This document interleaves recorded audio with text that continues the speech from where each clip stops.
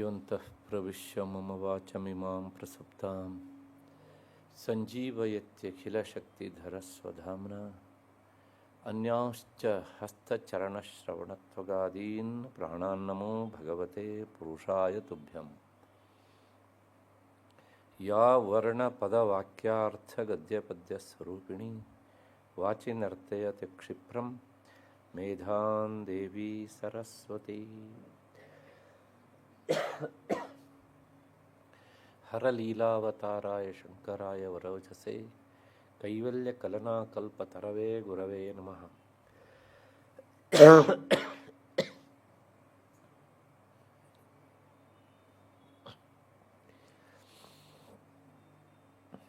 ಘಂಟಾಶೂಲಹಲಾನಿ ಶಂಖಮುಸಲೆ ಚಕ್ರಂ ಧನುಸ್ಸಾಯಕಂ ಹಸ್ತಾಬ್ಜೈರ್ದಧತೀಂ ಘನಾಂತಯುಲಸಚ್ಛೀತಾಂಶುತುಲ್ಯಪ್ರಭಾಂ ಗೌರೀದೇಹಸಮುದ್ಭವಾಂ ತ್ರಿಜಗತಾಂ ಆಧಾರಭೂತಾಂ ಮಹಾಪೂರ್ವಾಮತ್ರ ಸರಸ್ವತೀಂ ಅನುಭಯೇ ಶುಂಭಾದಿದೈತ್ಯಾರ್ದಿನೀಂ ದೃಶಾದ್ರಾಘೀಯಸ್ಯ ದರದಲಿತನೀಲೋತ್ಪಲರುಚ ದವೀಯಾಂಸಂ ದೀನಂ ಸ್ನಪಯ ಕೃಪಯಾ ಮಾಮಪಿ ಶಿವೆ. ಅನೇನಾಯಂ ಧನ್ಯೋ ಭವತಿ ನಚತೆ ಹಾನಿರಿಯತ ವನೇ ವಾ ಹರ್ಮೇ ವಾ ಸಮಕರ ನಿಪಾತೋ ಹಿಮಕರಃ ವನೇ ವಾ ಹರ್ಮೇ ವಾ ಸಮಕರ ನಿಪಾತೋ ಹಿಮಕರಃ. ನನ್ನ ಅಧ್ಯಾತ್ಮ ಬಂಧುಗಳೇ, ಎಲ್ಲ ಹಿರಿಯರೇ, ಈ ಸರಣಿಗೆ ದತ್ತಿ ನ್ಯಾಸಕರ್ತರಾಗಿ ಪ್ರಾಯೋಜಕರಾಗಿ ಸಹಕರಿಸ್ತಾ ಇರುವಂಥ ಎಲ್ಲ ಆ ಪರಿವಾರ ಸದಸ್ಯರೇ,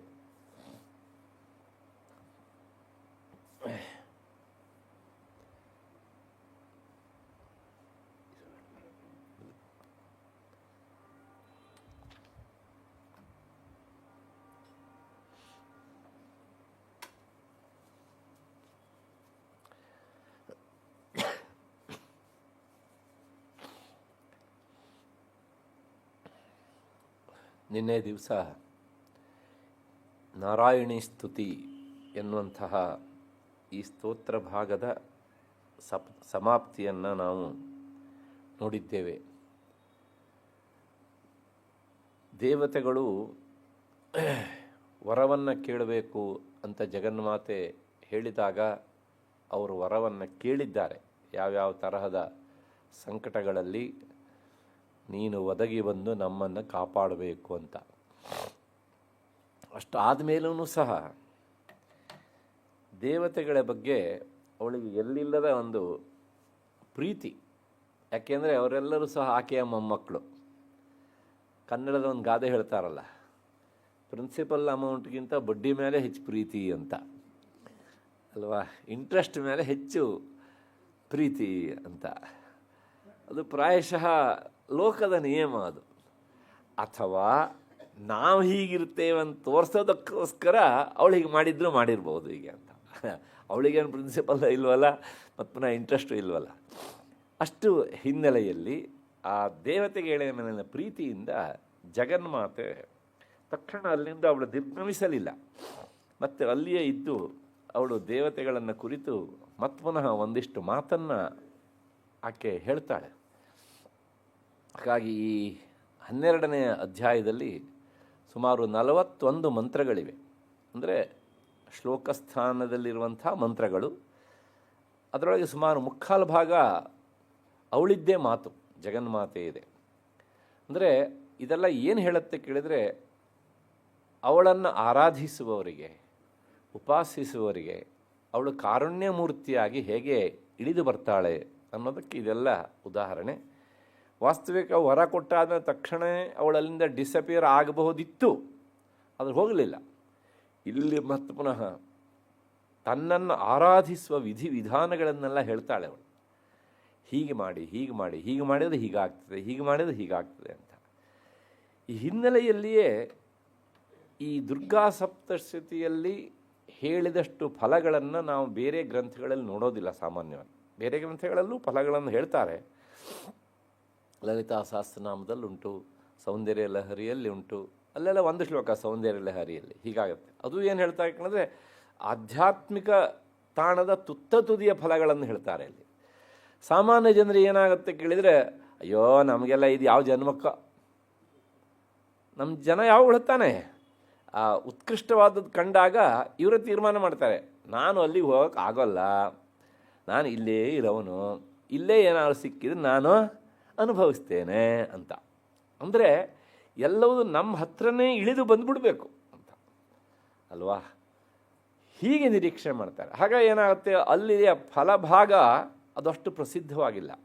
ಲಲಿತಾ ಸಹಸ್ರನಾಮದಲ್ಲೂ ಅದರ ಆ ಫಲಶ್ರುತಿಯಲ್ಲಿ ಒಂದು 72 ಶ್ಲೋಕಗಳಲ್ಲಿ ಹೇಳ್ತಾರೆ ಬೇರೆ ಬೇರೆ ಬೇರೆ ಬೇರೆ ಬೇರೆ ಬೇರೆ ಫಲಗಳನ್ನು. ತುಂಬ ಜನ ಅದನ್ನು ಓದೋದಿಲ್ಲ, ಬಹಳಷ್ಟು ಜನರಿಗೆ ಓದಿದ್ರು ಅರ್ಥ ಆಗೋದಿಲ್ಲ. ಏಕೆಂದರೆ ಆ ಫಲಭಾಗವೇ ಒಂದು ಪ್ರತ್ಯೇಕವಾದ ಗ್ರಂಥ ಆಗುವಷ್ಟು ಉಂಟು. ಆದರೆ ದುರ್ಗಾ ಸಪ್ತಶತಿ ಹಾಗಲ್ಲ, ನಮ್ಮ ದಿನನಿತ್ಯದ ಸಮಸ್ಯೆಗೆ ಪರಿಹಾರವನ್ನು ಹೇಳುತ್ತೆ. ಹಾಗಾಗಿ ಏನಾಯಿತು ಕೇಳಿದರೆ, ಇದರ ಅನುಷ್ಠಾನ ಇಡೀ ಭರತಖಂಡದಲ್ಲಿ ಬೇರೆ ಎಲ್ಲ ಗ್ರಂಥಗಳ ಆರಾಧನೆಗಿಂತ ಹೆಚ್ಚು ನಮಗೆ ಅನುಭವಕ್ಕೆ ಬರುತ್ತದೆ, ಎಲ್ಲ ಕಡೆಗೂ ಸಹ. ದಕ್ಷಿಣ ಭಾರತದಲ್ಲಂತೂ ಬಿಡಿ, ಪ್ರಶ್ನೆನೇ ಇಲ್ಲ. ಉತ್ತರ ಭಾರತದಲ್ಲೂ ಹಾಗೇನೆ. ಅಷ್ಟು ಹಿನ್ನೆಲೆಯಲ್ಲಿ ಮತ್ತು ಜಗನ್ಮಾತೆ ಆ ಫಲಗಳನ್ನೆಲ್ಲ ಹೇಳ್ತಾ ಹೋಗ್ತಾಳೆ. ಅವಳೇ ಸ್ವತಃ ಹೇಳಿ ಆದಮೇಲೆ ಇನ್ನೇನು ನಾವು ಯಾರೂ ಅದನ್ನು ಪ್ರಶ್ನೆ ಮಾಡೋಂಗಿಲ್ಲ. ಅವಳ ಮಾತು ಅದು ಪ್ರಶ್ನಾತೀತವಾದಂತಹದ್ದು. ಏನೇನು ಫಲಗಳನ್ನು ಹೇಳ್ತಾಳೆ ಅಂತ ನೋಡೋಣ.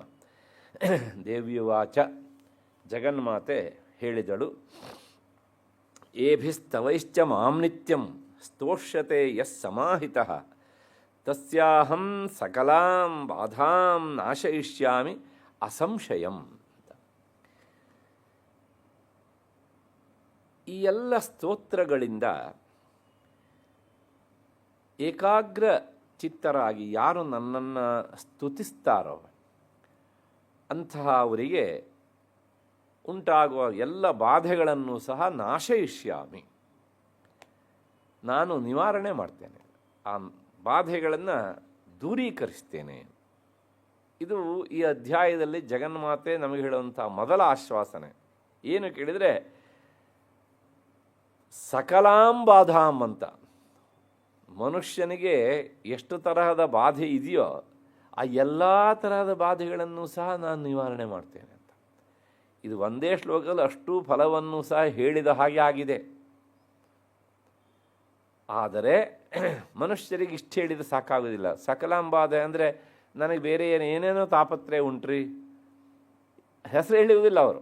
ನನಗೆ ಆ ಸಮಸ್ಯೆ ಉಂಟು, ಈ ಸಮಸ್ಯೆ ಉಂಟು ಅಂತಲ್ಲ.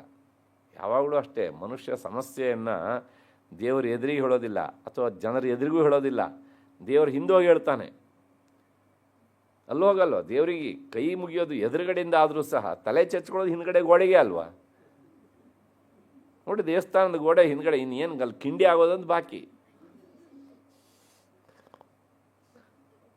ಅಂದರೆ ಎಲ್ಲೋ ಒಂದು ಕಡೆಗೆ ಆ ನೈತಿಕತೆ ಎನ್ನುವಂಥದ್ದು ಅವನನ್ನು ಎಳಿತಾ ಇರುತ್ತೆ. ಯಾಕೆಂದರೆ ದೇವರು ಎದುರಿಗೆ ಹೇಳಲಿಕ್ಕೆ ಪಾಪ ಪ್ರಜ್ಞೆ ಕಾಡ್ತಾ ಇರುತ್ತೆ. ಹಾಗಾಗಿ ಹಿಂದ್ಬಿಟ್ಟು ಹೇಳೋದು, ಏನು ಕೇಳಿದರೆ ಇಷ್ಟೆಲ್ಲ ತಪ್ಪು ಮಾಡಿದ್ದೇನೆ, ಹಾಗಾಗಿ ನಿನ್ನ ಎದುರಿಗೆ ಹೇಳಲಿಕ್ಕೆ ನನಗೆ ಧೈರ್ಯ ಇಲ್ಲ, ಹಾಗಾಗಿ ಹಿಂದ್ಗಡೆಗೆ ಹೇಳ್ತಿದ್ದೇನೆ. ಆದರೂ ನಿನಗೆ ಕೇಳುತ್ತೆ, ಯಾಕೆಂದರೆ ನಿನಗೆ ವಿಶ್ವತಶ್ಚಕ್ರು ಅಲ್ವಾ, ನಿನಗೆ ಎಲ್ಲ ಕಡೆಗೂ ಕಣ್ಣುಂಟು, ಎಲ್ಲ ಕಡೆಗೂ ಕಿವಿ ಉಂಟು. ಹಾಗಾಗಿ ನೀನು ಗೋಡೆ ಆಚೆ ಕಡೆ ಇದ್ದರೂ ಸಹ ನಾನು ಈ ಕಡೆ ಹೇಳ್ತಿದ್ದೇನೆ, ಬೇರೆಯವರಿಗೆ ನೀನು ಹೇಳೋದಿಲ್ಲ ಅಂಥ ಭಾವನೆ ಉಂಟು. ಹಾಗಾಗಿ ಹಿಂದ್ಗಡೆ ಹೇಳ್ತಾ ಇದ್ದೇನೆ, ಕೇಳಿಸ್ಕೊಂಡು ನನ್ನ ಸಂಕಟವನ್ನು ಪರಿಹರಿಸು. ಹಾಗೆಯೇ ಮನುಷ್ಯರ ಹತ್ರನೂ ಸಹ ನಾವು ನೇರ ಎದುರಿಗೆ ಹೇಳಲಿಕ್ಕೆ ಆಗೋದಿಲ್ಲ. ಹಾಗಾಗಿ 198 ಪ್ರಸಂಗಗಳಲ್ಲಿ ಒಬ್ಬ ವ್ಯಕ್ತಿಯ ಬಗ್ಗೆ ಅವನ ಹಿಂದುಬಿಟ್ಟು ಮಾತನಾಡೋದೇ ಜಾಸ್ತಿ ನಾವು ಅಲ್ವಾ. ದೇವರ ವಿಷಯಲ್ಲೇ ಹಿಂದುಬಿಟ್ಟು ಮಾತನಾಡೋರಿನ್ನು ಮನುಷ್ಯರ ವಿಷಯದಲ್ಲಿ ಬಿಡ್ತೇವೆ ನಾವು. ಅಷ್ಟು ಹಿನ್ನೆಲೆಯಲ್ಲಿ ಎಲ್ಲವನ್ನೂ ಸಹ ನಮ್ಮ ಪಟ್ಟಿ ಮಾಡಿ ಹೇಳಬೇಕು ನಮಗೆ, ಹೀಗೀಗೆ ಹೀಗೀಗೆ ಹೀಗೀಗೆ ಅಂತ. ಹಾಗಾಗಿ ಈ ಮನುಷ್ಯರ ನಿರೀಕ್ಷಣೆಗೆ ತಕ್ಕ ಹಾಗೆ ಜಗನ್ಮಾತೆ ಮುಂದೆ ಹೇಳ್ತಾಳೆ, ತಸ್ಯಾಹಂ ಸಕಲಾಂ ಬಾಧಾಂ ನಾಶಯಿಷ್ಯಾಮಿ ಅಸಂಶಯಂ. ನಾನು ಎಲ್ಲ ತರಹದ ಬಾಧೆಗಳನ್ನು ಸಹ ನಿವಾರಿಸ್ತೇನೆ ಅಂತ ಹೇಳಿದ್ದೇನೆ. ಆದರೆ ಕೆಲವು ಜನರಿಗೆ ಸಂಶಯ, ಯಾಕೆಂದರೆ ಅವರಿಗೆ ಕುಂತ್ರೆ ಸಂಶಯ, ನಿಂತರೆ ಸಂಶಯ. ಅದಕ್ಕೋಸ್ಕರ ಜಗನ್ಮಾತೆ ಅಂಡರ್ಲೈನ್ ಮಾಡ್ತಾಳೆ, ಅಸಂಶಯಂ, ನನ್ನ ಮಾತಿನ ಬಗ್ಗೆ ನೀವು ಸಂಶಯ ಪಡಬೇಡಿ. ಕುರಿತು ಹೇಳಿದ್ದು ದೇವತೆಗಳನ್ನು ಮುಂದಿಟ್ಟುಕೊಂಡು, ಅದರ ಉದ್ದೇಶ ಯಾರಿಗೆ ಹೇಳಿದ್ದು? ನಮಗೆ ಅಲ್ವಾ. ಯಾಕೆಂದರೆ ದೇವತೆಗಳು ದೇವಲೋಕದಲ್ಲಿ ಜಗನ್ಮಾತೆ ಆರಾಧನೆಯನ್ನು ಮಾಡೋದಿಲ್ಲ, ಮಾಡಲಿಕ್ಕೆ ಆಗೋದಿಲ್ಲ ಅವರಿಗೆ. ದೇವಲೋಕದಲ್ಲಿ ಏನಿದ್ರೂ ಸಹ ಭೂಲೋಕದಲ್ಲಿ ಏನನ್ನು ಪಡ್ಕೊಂಡಿರ್ತಾರೋ ಅದನ್ನು ಅನುಭವಿಸುವ ತಾಣ ಅದು. ಅಲ್ಲಿ ಮತ್ತು ಪುನಃ ಕರ್ಮವನ್ನು ಮಾಡಿ ಫಲವನ್ನು ಗಳಿಸಿ ಮತ್ತೆ ಅನುಭವಿಸ್ಲಿಕ್ಕೆ ಆಗೋದಿಲ್ಲ. ಇಲ್ಲಿ ಏನು ಪಡ್ಕೊಂಡಿರ್ತಾರೋ ಅದನ್ನು ಅನುಭವಿಸ್ತಾರೆ, ಅನುಭವಿಸಿ ಆದಮೇಲೆ ಮತ್ತೆ ಪುನಃ ವಾಪಸ್ ಬರಬೇಕು ಹೀಗೆ ಅಂತ. ಅದು ನಮಗಾಗಲ್ಲ. ನಾವು ಇಲ್ಲೇ ಮಾಡೋದಕ್ಕೆ ಅವಕಾಶ ಉಂಟು, ಇಲ್ಲೇ ಅನುಭವಿಸೋದಕ್ಕೆ ಅವಕಾಶ ಉಂಟು ಅಲ್ವಾ. ತುಂಬ ಉತ್ಕೃಷ್ಟವಾದಂಥ ಪುಣ್ಯ ಮಾಡಿದರೆ ಈ ಜನ್ಮದಲ್ಲಿಯೇ ಅನುಭವಿಸಬಹುದು. ತುಂಬ ಉತ್ಕೃಷ್ಟವಾದಂಥ ಪಾಪ ಮಾಡಿದರೆ ಅದನ್ನು ಇಲ್ಲಿಯೇ. ಮೊದಲೆಲ್ಲ ಒಂದು ವ್ಯವಸ್ಥೆ ಇತ್ತು, ನೋಡಪ್ಪ ನೀನು ಕೆಟ್ಟ ಕೆಲಸ ಮಾಡಬೇಡ, ಮತ್ತೆ ಪುನಃ ನಿನಗೆ ಜನ್ಮಾಂತರದಲ್ಲಿ ತೊಂದರೆ ಆಗ್ತದೆ, ಮುಂದಿನ ಜನ್ಮದಲ್ಲಿ ನಿನಗೆ ಕೇಡಾಗ್ತದೆ ಅಂತ. ಇದನ್ನು ನಾವೆಲ್ಲರೂ ಹೇಳಿ ಹೇಳಿ ಹೇಳಿ ಆ ಪಾಪ ಕೇಳಿಸ್ಕೊಬಿಟ್ಟಿದೆ. ಅದನ್ನು ಏನು ಮಾಡುತ್ತೆ ಕೇಳಿದ್ರೆ ಇವಾಗ ಅಷ್ಟೆಲ್ಲ ಪೋಸ್ಟ್ಪೋನ್ ಇಲ್ಲವೇ ಇಲ್ಲ, ಇಮಿಡಿಯೇಟ್ ಫಲ. ಯಾಕೆಂದ್ರೆ ನಮ್ಮದೆಲ್ಲ ಫಾಸ್ಟ್ ಫುಡ್ ತಾನೆ. ಫುಡ್ ಫಾಸ್ಟ್ ಆದರೆ ಕರ್ಮಫಲವು ಫಾಸ್ಟ್ ಆಗಬೇಕೇ ಬಿಡು. ಹಾಗಾಗಿ ಅದು ತೀರ್ಮಾನ ಮಾಡಿದೆ. ನೋಡಿ, ಕೆಲವು ಜನರಿಗೆ ಇದೇ ಜನ್ಮದಲ್ಲೇ ಹೆಸರು ಹೇಳಬಾರ್ದು ನಾವು. ಮಹಾತ್ಮರ ನಿಂದನೆ, ಹೌದಾನೆ, ಪರಸ್ತ್ರೀ ಹರಣ, ಗುರುತಲ್ಪ ಗಮನ ಎಲ್ಲವನ್ನೂ ಸಹ ಮಾಡಿದವರು. ಮಹಾತ್ಮರ ನಿಂದನೆ ಅಂತ ಹೇಳೋ ಒಂದು ಶಬ್ದಗಳು ಇದೆಲ್ಲದೂ ಬರ್ತದೆ ಸುಮಾರಾಗಿ, ಎಲ್ಲದೂ ಹೇಳಿದ ಹಾಗೆ ನನಗೆ ಅಂತ. ಮಾಡಬಾರ್ದು ಎಲ್ಲವನ್ನೂ ಸಹ ಅವರು ಇಲ್ಲಿಯೇ ಅನುಭವಿಸೋದನ್ನು ನಾವು ನೋಡ್ತೇವೆ. ಹಾಗಾಗಿ ಮನುಷ್ಯರಿಗೆ ಈ ಸಂಶಯ ಎನ್ನುವಂಥದ್ದು ಇದ್ದೇ ಇರುತ್ತದೆ. ಅಂದರೆ ಯಾಕೆ ಸಂಶಯ ಅಂದರೆ ಜಗನ್ಮಾತೆ ಸುಳ್ಳು ಹೇಳಿಬಿಟ್ಲ ಅಂತ. ಆ ಸುಳ್ಳು ಹೇಳಿಬಿಟ್ಲ ಅಂತ ಅಂದ್ಕೊಳ್ಳೋದೇ ಮಹಾಪಾಪ, ಘೋರ ಪಾಪ ಅದು. ಯಾಕೆಂದರೆ ಅವಳು ಇಂಥ ಭರವಸೆ ಮಾತನ್ನು ಅವಳು ಹೇಳ್ತಾ ಇರೋದು ರಾಜ್ಯೋತ್ಸವದ ಅವಾರ್ಡಿಗೋಸ್ಕರನ, ಕನ್ನಡ ಪ್ರಾಧಿಕಾರ ಏನೋ ನಾನು ಕೊಡಲಿ ಅಂತನ, ರಾಷ್ಟ್ರ ಪ್ರಶಸ್ತಿಗೋಸ್ಕರನ, ಯಾತಕ್ಕೋಸ್ಕರ? ಮೊದಲೇ ನಿನ್ನೇನು ಹೇಳಿದ್ದೇನೆ, ಮಾತೃ ಹೃದಯ ಅನ್ನೋದು ಉಂಟಲ್ಲ, ಲೋಕದ ಸಾಮಾನ್ಯ ತಾಯಿಯ ಮಕ್ಕಳಿಂದ ಏನನ್ನೂ ಬಯಸದೆ ಸಲತಾಳೆ. ಇನ್ನು ಜಗನ್ಮಾತೆ ಆದವಳಿಗೆ, ಜಗತ್ತಿನ ತಾಯಿ ಆದವಳಿಗೆ ಆ ಸ್ವಾರ್ಥ ಇರುವುದಿಲ್ಲ. ಅದೇನಿದ್ರೂ ಮಕ್ಕಳಿಗಿರ್ತದೆ ಈಗ. ಏಕೆಂದರೆ ಒಂದು ತಾಯಿ 6 ಜನ ಮಕ್ಕಳನ್ನು ಏನನ್ನೂ ಬಯಸದೆ ಸಲಹಿ ಕಾಪಾಡ್ತಾಳೆ. ತನಗೆ ಹೊತ್ತಿಗೆ ತುತ್ತಿಲ್ಲದಿದ್ರೂ ಸಹ ತನ್ನ ತುತ್ತನ್ನು ಇಟ್ಟು ಆ ಊರಿಗೆ ಕೊಟ್ಟು ಕಾಪಾಡ್ತಾಳೆ. ಅದರ ದುರ್ದಯ ನೋಡಿ, 6 ಜನ ಮಕ್ಕಳಿದ್ರೂ ಸಹ ಒಬ್ಬ ತಾಯಿಯನ್ನು ನೋಡ್ಕೊಳ್ಳಿಕ್ಕೆ ಮನಸ್ಸು ಮಾಡುವುದಿಲ್ಲ. ಯಾವ ವ್ಯಕ್ತಿಯನ್ನು ಮನಸ್ಸಲ್ಲಿ ಇಟ್ಕೊಂಡು ನಾನು ಹೇಳ್ತಾ ಇಲ್ಲ, ದಿನನಿತ್ಯ ಕಾಣುವುದನ್ನು ಹೇಳ್ತಾ ಇದ್ದೇನೆ. ಅಲ್ಲಿಗೆ ಆ ಮಾತೃ ಹೃದಯವೇ ಬೇರೆ, ಅದಕ್ಕೆ ಅದೇ ಸಾಟಿ. ಅಷ್ಟೇ ಮುಗಿದೋಯ್ತು. ಒಂದೇ ಭಾಷೆಯಲ್ಲಿ ಒಂದೇ ಮಾತಲ್ಲಿ ಹೇಳಬೇಕು ಅಂದರೆ. ಆದ್ದರಿಂದ ಲೋಕದ ಸಾಮಾನ್ಯ ತಾಯಿಯೇ ಹೀಗಿರಬೇಕಿದ್ರೆ ಇನ್ನು ಲೋಕಮಾತಾ ಅಂತ ಕರೆಸಿಕೊಂಡವಳು, ಜಗನ್ಮಾತಾ ಅಂತ ಕರೆಸಿಕೊಂಡವಳು, ಅವಳು ಔದಾರ್ಯವನ್ನು ಬಾಯಿಬಿಟ್ಟು ಹೇಳಿದರೂ ನಾವು ಸಂಶಯ ಪಡ್ತೇವೆ ಅಂದರೆ ಅಲ್ಲೇ ನಾವು ಅರ್ಧ ಬಿದ್ವಿ ಅಂತ ಅರ್ಥ. ಅಷ್ಟು ಹಿನ್ನೆಲೆಯಲ್ಲಿ ಅಸಂಶಯಂ, ಸಂಶಯ ಪಡಬೇಡಿ.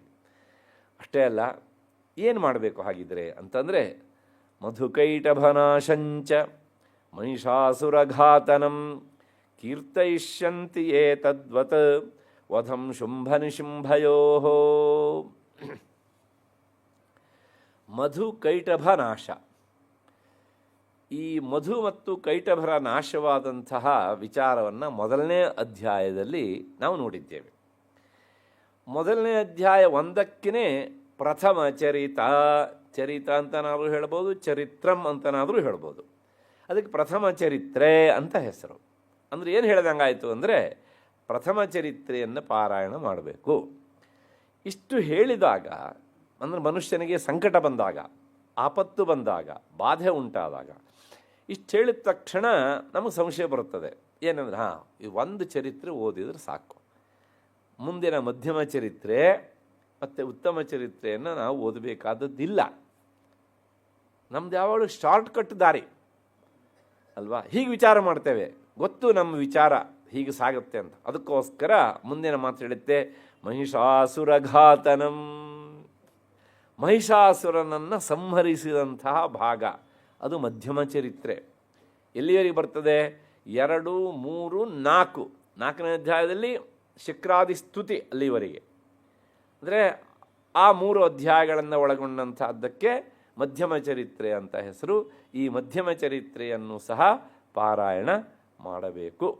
ಅಷ್ಟಲ್ಲದೆ ಮುಂದೆ ಕೀರ್ತಯಿಷ್ಯಂತಿಯೇ ತದ್ವತ್ ವಧಂ ಶುಂಭ ನಿಶುಂಭಯೋ 5ನೇ ಅಧ್ಯಾಯದಿಂದ ಈ 11ನೇ ಅಧ್ಯಾಯದವರೆಗೆ ಇರುವಂಥದ್ದಕ್ಕೆ ಏನಂತ ಹೆಸರು? ಉತ್ತಮ ಚರಿತ್ರೆ ಅಂತ ಹೆಸರು. ಇವರಿಬ್ಬರನ್ನ ಸಂಹಾರ ಮಾಡಿದ್ದಕ್ಕೆ ಹೆಚ್ಚು ಭಾಗ ದುರ್ಗಾ ಸಪ್ತಶತಿ ವರ್ಣನೆ ಮಾಡುತ್ತೆ. 5, 6, 7, 8, 9, 10, 11 ಸ್ತುತಿ. ಅಂದರೆ 6 ಅಧ್ಯಾಯಗಳಲ್ಲಿ ಅವರ ವಿಚಾರ ಬರ್ತದಲ್ಲ, 11 ಸೇರಿ ಒಟ್ಟು 7. ಈ 7 ಅಧ್ಯಾಯಗಳನ್ನು ಒಳಗೊಂಡ ಭಾಗಕ್ಕೆ ಉತ್ತಮ ಚರಿತ್ರೆ ಅಂತ ಹೆಸರು. ಈ ಉತ್ತಮ ಚರಿತ್ರೆಯನ್ನು ಸಹ ಯಾರು ಕೀರ್ತಯಿಷ್ಯಂತಿ, ಯೇ ಅಂದರೆ ಯಾರು ಅಂತ ಅರ್ಥ. ಕೀರ್ತಯಿಷ್ಯಂತಿ ಅಂದರೆ ಸಂಕೀರ್ತನೆ ಮಾಡ್ತಾರೋ, ಹೇಳಬೇಕಿದ್ರೆ ಹೇಳುವವನಿಗೂ ಸಹ ಕೇಳಬೇಕು, ಹಾಗೆ ಹೇಳೋದು, ಬೇರೆಯವರಿಗೂ ಸಹ ಕೇಳಬೇಕು.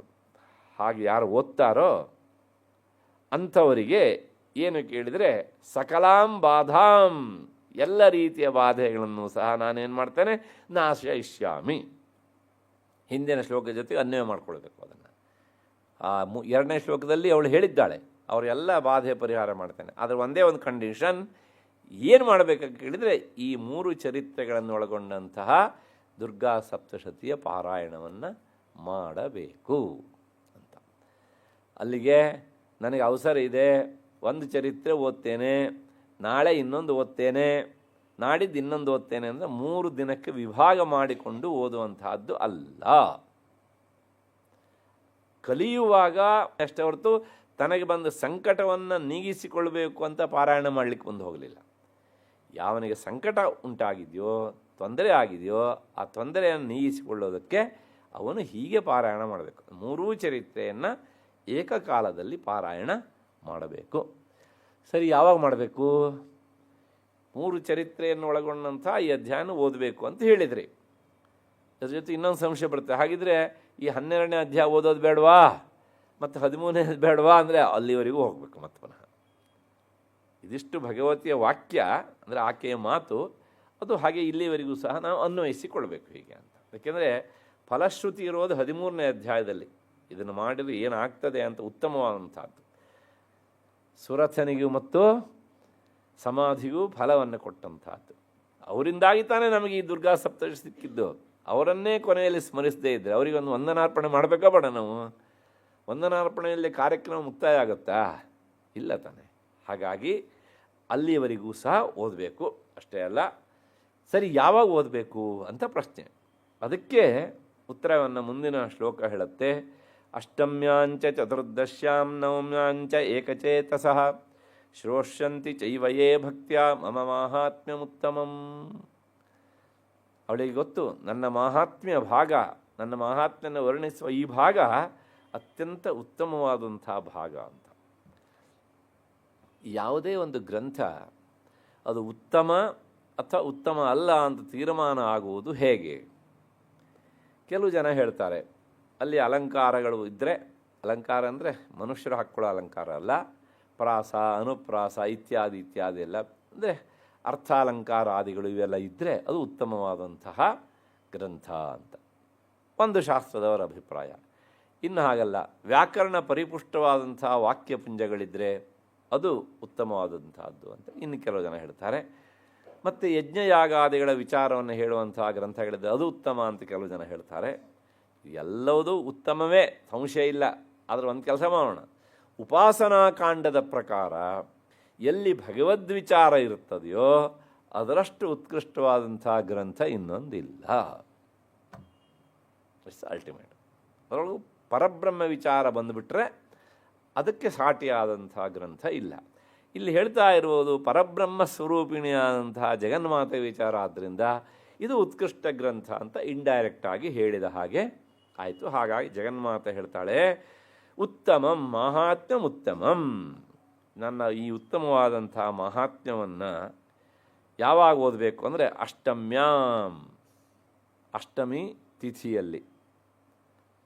ಅದಾದಮೇಲೆ ನವಮ್ಯಾಂ, ಅದರ ಮಾರನೇ ದಿವಸ. ಅದಾದಮೇಲೆ ಚತುರ್ದಶಿ. ಅಲ್ಲಿಗೆ ಎಷ್ಟಾಯಿತು? 3 ದಿವಸ ಆಯಿತು.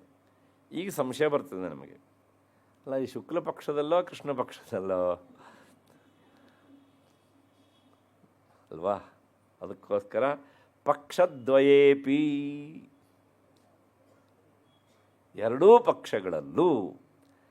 ಅಂದರೆ ಇದು ಪ್ರಶಸ್ತವಾದಂಥ ತಿಥಿಗಳು ಜಗನ್ಮಾತೆಯ ಆರಾಧನೆಗೆ. ಇದಕ್ಕೆ ಹೊರತಾಗಿ ಪೂರ್ಣಿಮೆ ದಿವಸವೂ ಸಹ ಪ್ರಶಸ್ತವೇ, ಸಂಶಯ ಇಲ್ಲ ಅದ್ರ ಬಗ್ಗೆ.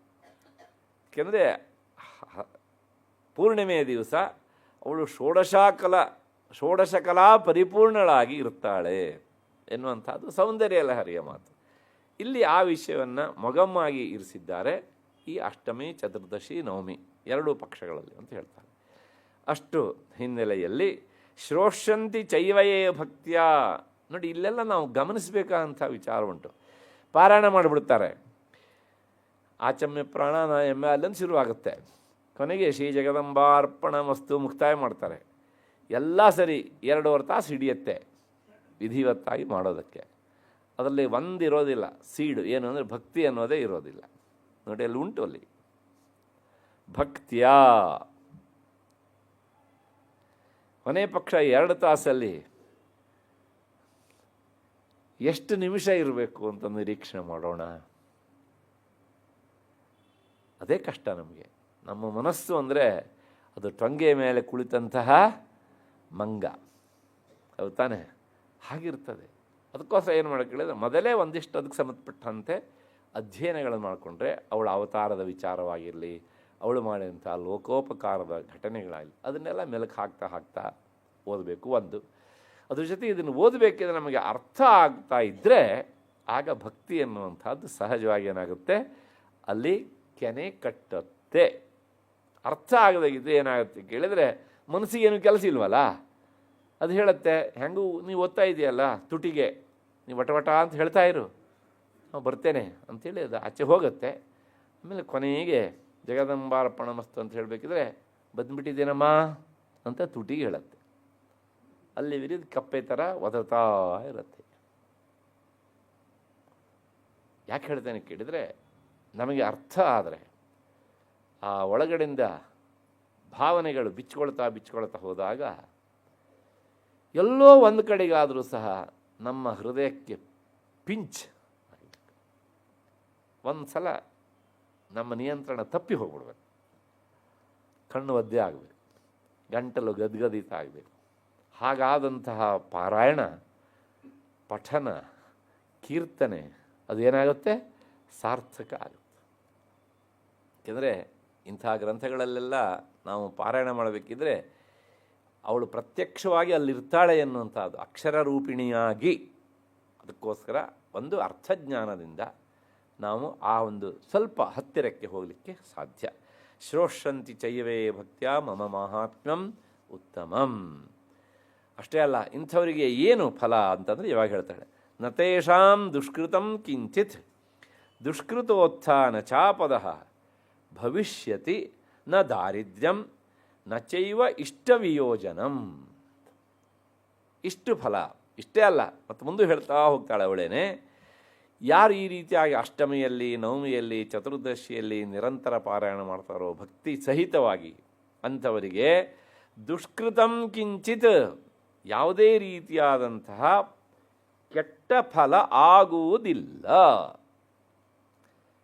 ಕೆಟ್ಟ ಫಲ ಅಂದರೆ ಏನಪ್ಪ ಅಂತ ಒಂದು ಪ್ರಶ್ನೆ. ಅದಕ್ಕೆ ಮುಂದೆ ಹೇಳ್ತಾರೆ ಅವರೇನೆ ಏನೇ ಅಂತ.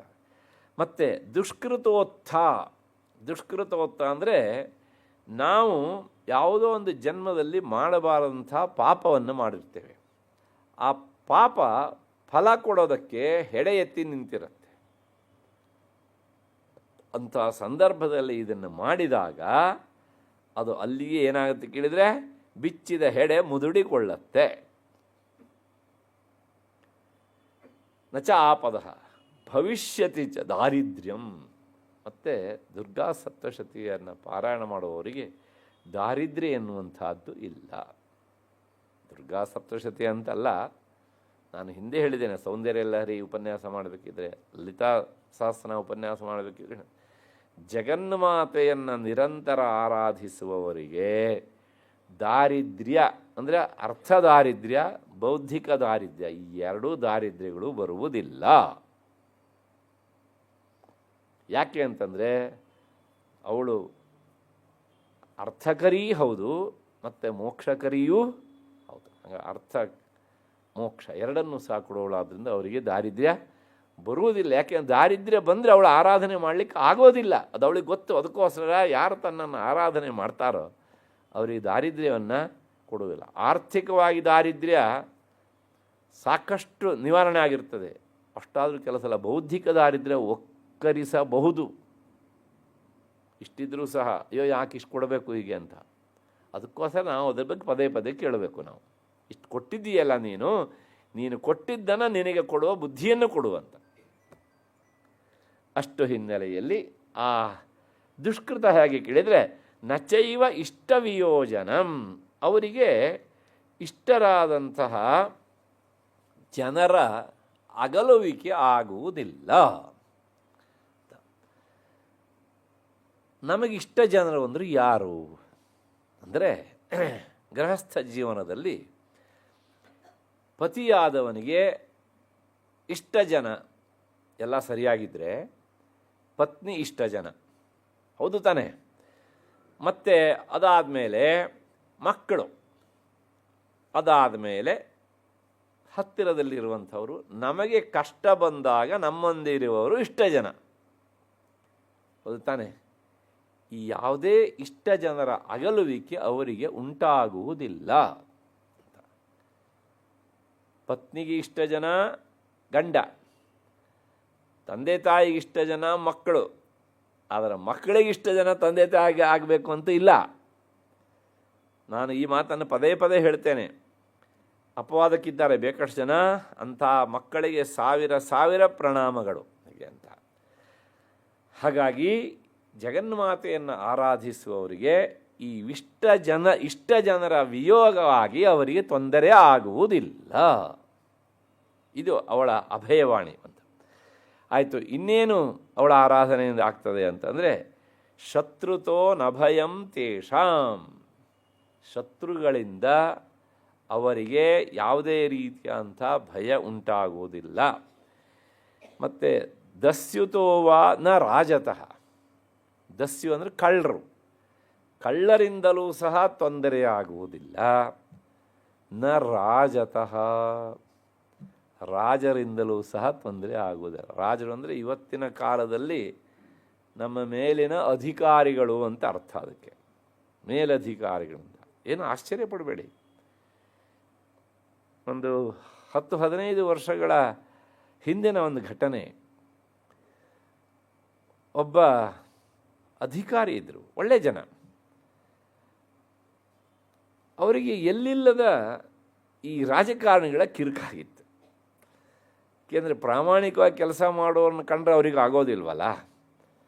ಹಾಗಾಗಿ ಪದೇ ಪದೇ ಪದೇ ಪದೇ ಟ್ರಾನ್ಸ್ಫರ್ ಅಥವಾ ಇದ್ದರೆ ಅವ್ರ ಮೇಲೆ ಎಲ್ಲಿಲ್ಲದ ರಾಜಕಾರಣಿ ನೇರವಾಗಿ ನೋಟಿಸನ್ನು ಇಶ್ಯೂ ಮಾಡಲಿಕ್ಕೆ ಆಗೋದಿಲ್ವ, ಅವ್ರ ಮೇಲಿನ ಅಧಿಕಾರಿಗಳಿಂದ ಅವ್ರಿಗೆ ನೋಟಿಸ್ ಇಶ್ಯೂ ಮಾಡೋದು. ಒಟ್ಟಾರೆ ಇವರಿಗೆ ಮಾನಸಿಕವಾದ ಕಿರಿಕು. ಕೊನೆಗೆ ಅವರು ಬಂದು ಒಬ್ಬ ಜಗನ್ಮಾತೆಯ ಆರಾಧನೆ ಮಾಡುವಂಥ ಯತಿಗಳ ಹತ್ರ ಇದನ್ನು ಹೇಳಿದರು ಹೀಗೆ ಅಂತ. ಅವರು ಹೇಳಿದರು, ಏನು ಯೋಚನೆ ಮಾಡಬೇಡಿ, ಇಷ್ಟು ಪಾರಾಯಣವನ್ನು ಸರಿಯಾಗಿ ಮಾಡುವವರ ಹತ್ರ ಇಷ್ಟು ದಿವಸ ಮಾಡಿಸಿ, ಪರಿಹಾರ ಆಗತ್ತೆ ಹೀಗೆ ಅಂತ ಹೇಳಿದರು. ಅದೇ ಪ್ರಕಾರ ಅವರು ಮಾಡಿಸಿದರು. ನಂಬ್ತೀರಾ ಬಿಡ್ತಿರೋ 48 ದಿನಗಳ ಒಳಗಾಗಿ ಎಲ್ಲ ಸಮಸ್ಯೆಯಿಂದ ಅವರು ಮುಕ್ತರಾಗಿ ಬಿಟ್ರು ಅಂತ.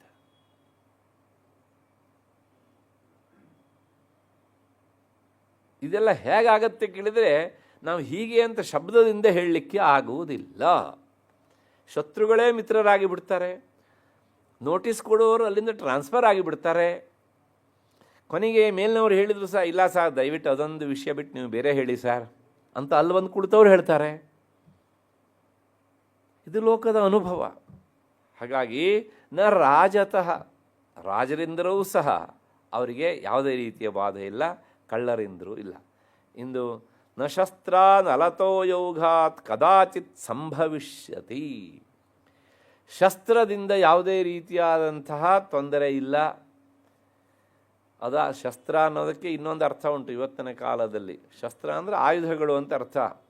ಇವತ್ತು ಆಯುಧಗಳು ಇಲ್ಲ, ಆಯುಧಗಳ ಸ್ಥಾನದಲ್ಲಿ ಬೇರೆ ಬೇರೆ ಕಿರುಕುಗಳಾಗ್ತವೆ. ಕೆಲವು ಸಲ ನಾವೇ ಉಪಯೋಗಿಸುವಂತಹ ಮನೆಯಲ್ಲಿರುವಂಥ ಚಾಕು ಚೂರಿಗಳು, ಅಂಥವುಗಳಿಂದಲೂ ಸಹ ಎಷ್ಟೋ ಸಲ ತೊಂದರೆ ಆಗ್ತದೆ. ನಮ್ಮ ಕಾಲ ಮೇಲೆ ಬೀಳ್ತವೆ ಅವು ಅಲ್ವಾ, ಹೀಗೆ ಅಂತ. ಯಾವುದೇ ರೀತಿಯಾದಂತಹ ಈ ತೊಂದರೆ ಆಗುವುದಿಲ್ಲ. ಮತ್ತು ಅನಲತಃ, ಅನಲ ಅಂದರೆ ಬೆಂಕಿ, ಅನಿಲ ಅಂದರೆ ಗಾಳಿ, ಅನಲ ಬೆಂಕಿಯಿಂದ ಯಾವುದೇ ರೀತಿಯಂತಹ ತೊಂದರೆ ಆಗುವುದಿಲ್ಲ. ಮತ್ತು ತೋಯೌಘಾತ್, ತೋಯ ಅಂದರೆ ನೀರು, ಓಘ ಅಂದರೆ ಪ್ರವಾಹ, ನೀರಿನ ಪ್ರವಾಹದಿಂದ ಯಾವುದೇ ರೀತಿಯ ತೊಂದರೆ ಆಗೋದಿಲ್ಲ. ಹೀಗೆ ಕದಾಚಿತ್ ಸಂಭವಿಷ್ಯತಿ, ಎಂದೂ ಸಹ ಈ ರೀತಿಯಾದಂಥ ಬಾಧೆ ಅವರಿಗೆ ಉಂಟಾಗುವುದಿಲ್ಲ. ಅದಕ್ಕೋಸ್ಕರ ಏನು ಮಾಡ್ತಾರೆ ಕೇಳಿದರೆ, ಎಷ್ಟೋ ಜನ ತಿಳಿದಂಥವರು ತಮ್ಮ ಭೂಮಿಯಲ್ಲಿ ಬೆಳೆ ಬಂದಾಗ ಅಥವಾ ನದಿಯ ತೀರದಲ್ಲಿರುವಂಥ ಆ ಭೂಮಿಯನ್ನು ನದಿ ಕೊಚ್ಕೊಂಡು ಹೋಗದೇ ಇರಲಿ ಅನ್ನುವಂಥದ್ದನ್ನೆಲ್ಲ ಮನಸ್ಸಲ್ಲಿ ಇರಿಸಿಕೊಂಡು, ಕಾಮನೆಗಳನ್ನು ಇರಿಸಿಕೊಂಡು ಅವರ ಭೂಮಿಯಲ್ಲಿಯೇ ಈ ಪಾರಾಯಣವನ್ನು ಮಾಡಿಸುವಂತಹ ಒಂದು ಕ್ರಮವನ್ನು ಸಹ ರೈತರು ಇರಿಸಿಕೊಂಡಿರ್ತಾರೆ. ಈಗಂತೂ ಇನ್ನು ವಸಂತ ನವರಾತ್ರಿ ಬರ್ತದೆಲ್ಲ, ನಾನು ಪ್ರತ್ಯಕ್ಷ ನೋಡಿದ್ದೇನೆ, ಹಾಗೆ ಮಾಡುವ ಕೆಲಸದಲ್ಲಿ ನಾನು ಭಾಗವಹಿಸಿದ್ದೇನೆ. ಹಾಗಾಗಿ ನನಗಿದು ಗೊತ್ತು. ಈಗ ವಸಂತ ನವರಾತ್ರಿಯಲ್ಲಿ ಆ ಭೂಮಿಯಲ್ಲಿ ಅಂದರೆ ಅವರ ತೋಟದಲ್ಲಿ ಹೊಲದಲ್ಲಿ ಕುಳಿತುಕೊಂಡೇ, ಅವರನ್ನು ಕುಳ್ಳಿರಿಸಿಕೊಂಡೇ ಪಾರಾಯಣ ವಿಧಾನವನ್ನು ಮಾಡುವಂತಹದ್ದು ಸಹ ಉಂಟು, ಮಾಡಿಸುವಂತಹದ್ದು ಉಂಟು. ಅದರಿಂದ ಅವರಿಗೆ ಕ್ಷೇಮ ತಲೆತಲಾಂತರಗಳಿಂದ ಹಾಕ್ಕೊಂಡು ಬಂದಿದೆ ಹೀಗೆ ಅಂತ. ಅಷ್ಟು ಹಿನ್ನೆಲೆಯಲ್ಲಿ ಇದ್ರ ಬಗ್ಗೆ ಎಷ್ಟು ಹೇಳಿದರೂ ಕಡಿಮೆ, ಯಾಕೆಂದರೆ ಅಷ್ಟು ಅನುಭವ ಉಂಟು. ಮತ್ತು ತಸ್ಮಾತ್ ಇಷ್ಟೆಲ್ಲ ಹೇಳಿ ಆದಮೇಲೆ ಈ ಎಲ್ಲ ಮೇಲಿನ ಕಾರಣಗಳಿಂದಾಗಿ ಹೇಳಿದ್ದೇನೆ ನಾನು, ಈ ಎಲ್ಲ ಕಾರಣಗಳಿಂದಾಗಿ ತಸ್ಮಾತ್ ಮಮೈತನ್ ಮಾಹಾತ್ಮ್ಯಂ ಪಠಿತವ್ಯಂ ಸಮಾಹಿತೈ ಶ್ರೋತವ್ಯಂಚ ಸದಾ ಭಕ್ತ್ಯ ಪರಂ ಸ್ವಸ್ತ್ಯಯನಂ ಮಹತ್. ಅದಕ್ಕೋಸ್ಕರ ಏನು ಮಾಡಬೇಕು ಅಂತಂದರೆ, ಮಮ ಏತನ್ ಮಾಹಾತ್ಮ್ಯಂ, ಇದಕ್ಕೆ ಇನ್ನೊಂದು ಹೆಸರು ದೇವಿ ಮಾಹಾತ್ಮ್ಯ ಅಂತಲೇ ಹೆಸರು. ಅದನ್ನು ಮಹಾತ್ಮೆ ಅಂತ ಕರೀತಾರೆ, ದೇವಿ ಮಹಾತ್ಮೆ ಅಂತ. ಹಾಗಾಗಿ ಈ ದೇವಿ ಮಹಾತ್ಮೆ, ದೇವಿಯ ಮಹಿಮಾತಿಶಯವನ್ನು ವರ್ಣಿಸುವ ಈ ಗ್ರಂಥವನ್ನು ಅಂತ ಅರ್ಥ. ಇದನ್ನು ಏನು ಮಾಡಬೇಕು ಅಂತಂದರೆ, ಸಮಾಹಿತೈ ಏಕಾಗ್ರ ಚಿತ್ತದಿಂದ ನಿಷ್ಠೆಯಿಂದ ಶುಚಿರ್ಭೂತರಾಗಿ ಪಠಿತವ್ಯಂ, ಅದರ ಪಾರಾಯಣವನ್ನು ಮಾಡಬೇಕು.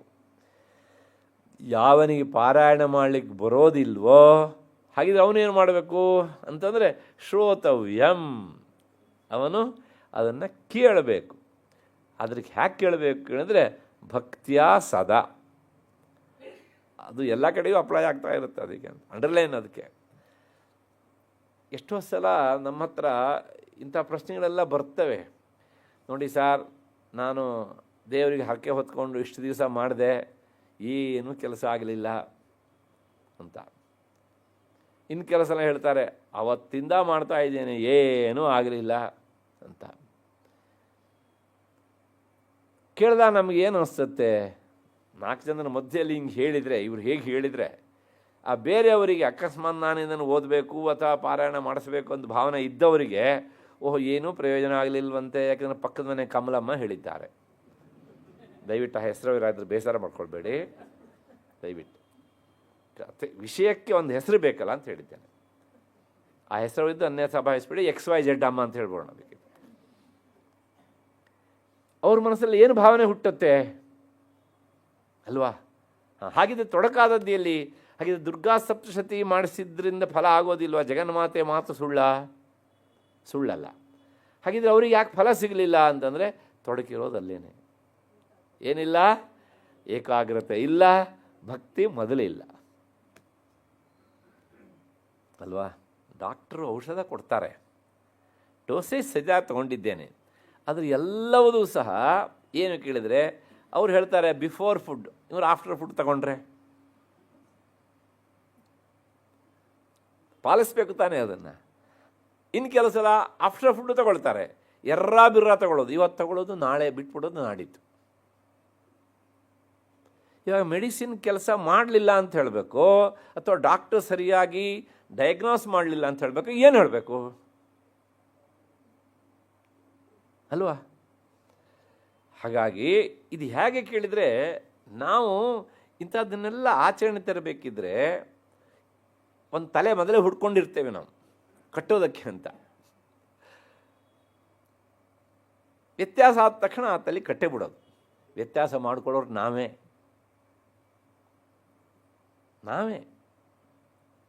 ಇನ್ನೊಂದು ಉದಾಹರಣೆ ಕೊಡ್ತೇನೆ ನೋಡಿ. ಗಂಗೆಯಲ್ಲಿ ಸ್ನಾನ ಮಾಡಿದರೆ ಪವಿತ್ರರಾಗ್ತೇವೆ ನಾವು, ಹೌದು ತಾನೇ. ಯಾಕೆಂದರೆ ನಮ್ಮಲ್ಲಿ ಈ ಮಹಾನದಿಗಳು ಅಂತ ಇದ್ದಾವಲ್ಲ, ಗಂಗೆ ಚಮನೆ ಚೈವ ಗೋದಾವರಿ ಸರಸ್ವತಿ ನರ್ಮದೆ ಸಿಂಧು ಕಾವೇರಿ. ಈ ನದಿಗಳಿಗೆ ಸ್ನಾನ ಮಾಡುವುದು, ಅದರೊಳಗೂ ಪರ್ವದಿನಗಳಲ್ಲಿ ಸ್ನಾನ ಮಾಡುವುದು ಮಹಾಪವಿತ್ರ. ನಾವು ಮಾಡಿದಂಥ ಪಾಪವನ್ನು ಕಳ್ಕೊಳ್ತೇವೆ ಅಂತ. ಸರಿ, ಒಬ್ಬ ಇದ್ದಾನಪ್ಪ ಬೃಹಸ್ಪತಿ, ಅವನು ಸ್ನಾನ ಮಾಡಲಿಕ್ಕೆ ಹೋಗಬೇಕಿದ್ರೇ ಅವ್ರ ಮನೆ ನಾಯಿ ಸತ್ತು ಹೋಗಿದೆ, ಬಹಳ ಪ್ರೀತಿ ಅದರ ಮೇಲೆ, ಒಂದು ಮೂಳೆಯನ್ನು ಸೊಂಟ ಕಟ್ಕೊಂಡು ಹೋಗಿದ್ದಾನೆ. ಎದ್ದು ಬಂದ, ಸ್ನಾನ ಆಯಿತು, ನಾನು ಏನು ಶುದ್ಧ ಆಗಲೇ ಇಲ್ಲ ಅಂತಂದರೆ ಅದು ಗಂಗೆ ತಪ್ಪ ಅಥವಾ ಕಟ್ಕೊಂಡಿರೋ ಮೂಳೆ ತಪ್ಪ?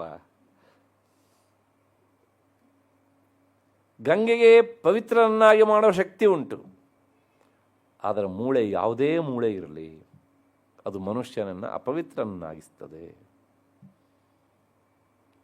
ಹಾಗಿದ್ರೆ ಏನು ಮಾಡಬೇಕು? ಆ ಮೂಳೆ ಬಿಸಾಡು, ಒಂದು ಮುಳುಕ ಹಾಕು, ನೀ ಪವಿತ್ರನಾಗ್ತೀಯ ಅಲ್ವಾ. ನಾವು ಮಾಡೋದೇನು ಕೇಳಿದರೆ ಈ ಕೆಲಸ ಮಾಡೋದು, ಆಮೇಲೆ ಗಂಗೆ ನಮ್ಮನ್ನು ಪವಿತ್ರನನ್ನಾಗಿ ಮಾಡಲಿಲ್ಲ ಅಂತ. ಔಷಧ ತಗೊಳ್ಳೋದಬೇಕಿದ್ರು ಹಾಗೇನೆ, ಹರಕೆ ಹೊತ್ಕೊಳ್ಬೇಕಿದ್ರು ಹಾಗೇನೆ. ಹರಕೆ ಹೇಗೆ ಹೊತ್ಕೊಳ್ಬೇಕು ಅದೇ ಒಂದು ಪ್ರಶ್ನೆ ನಮಗೆ. ನೋಡಪ್ಪ, ನನ್ನ ಕಾಮನೆಯನ್ನು ಈಡೇರಿಸಿ ಕೊಡು, ಈಡೇರಿಸಿ ಕೊಟ್ಟರೆ ಒಂದು ಕ್ವಶನ್ ಮಾರ್ಕಲ್ಲಿ, ಆಗ ನಾನು ನಿನಗೆ ಪೂಜೆ ಮಾಡಿಸ್ತೇನೆ. ಇಷ್ಟು ಹೇಳಿದರೆ ಸವಾಲು ಹಾಕ್ದಂಗಲ್ವ ಒಂಥರ. ಹೇಗೆ ಈಡೇರಿಸ್ತಾನೆ ಭಗವಂತ? ಆದ್ದರಿಂದ ಹಾಗಲ್ಲ, ನನ್ನನ್ನು ಅನುಗ್ರಹಿಸು, ನಿನ್ನ ಆರಾಧನೆ ಮಾಡಿಯೇ ಮಾಡ್ತೇನೆ.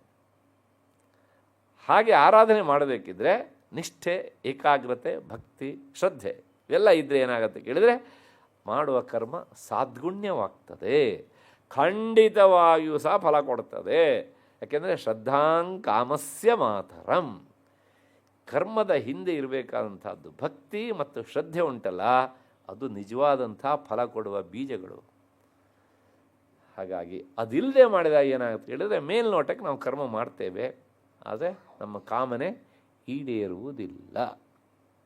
ಅಷ್ಟು ಹಿನ್ನೆಲೆಯಲ್ಲಿ ಶ್ರೋತವ್ಯಂಚ ಸದಾ ಭಕ್ತಿಯ, ಆ ಸದಾ ಅನ್ನೋದನ್ನು ಎಷ್ಟು ಸ್ಟ್ರೆಸ್ ಮಾಡಿ ಹೇಳಿದ್ರೂ ಕಡಿಮೆ, ಭಕ್ತಿಯ ಅಂತ ಹೇಳೋದನ್ನು ಸಹ ಅಷ್ಟೇ ಸ್ಟ್ರೆಸ್ ಮಾಡಿ ಹೇಳಬೇಕಾಗಿ ಅಂತ.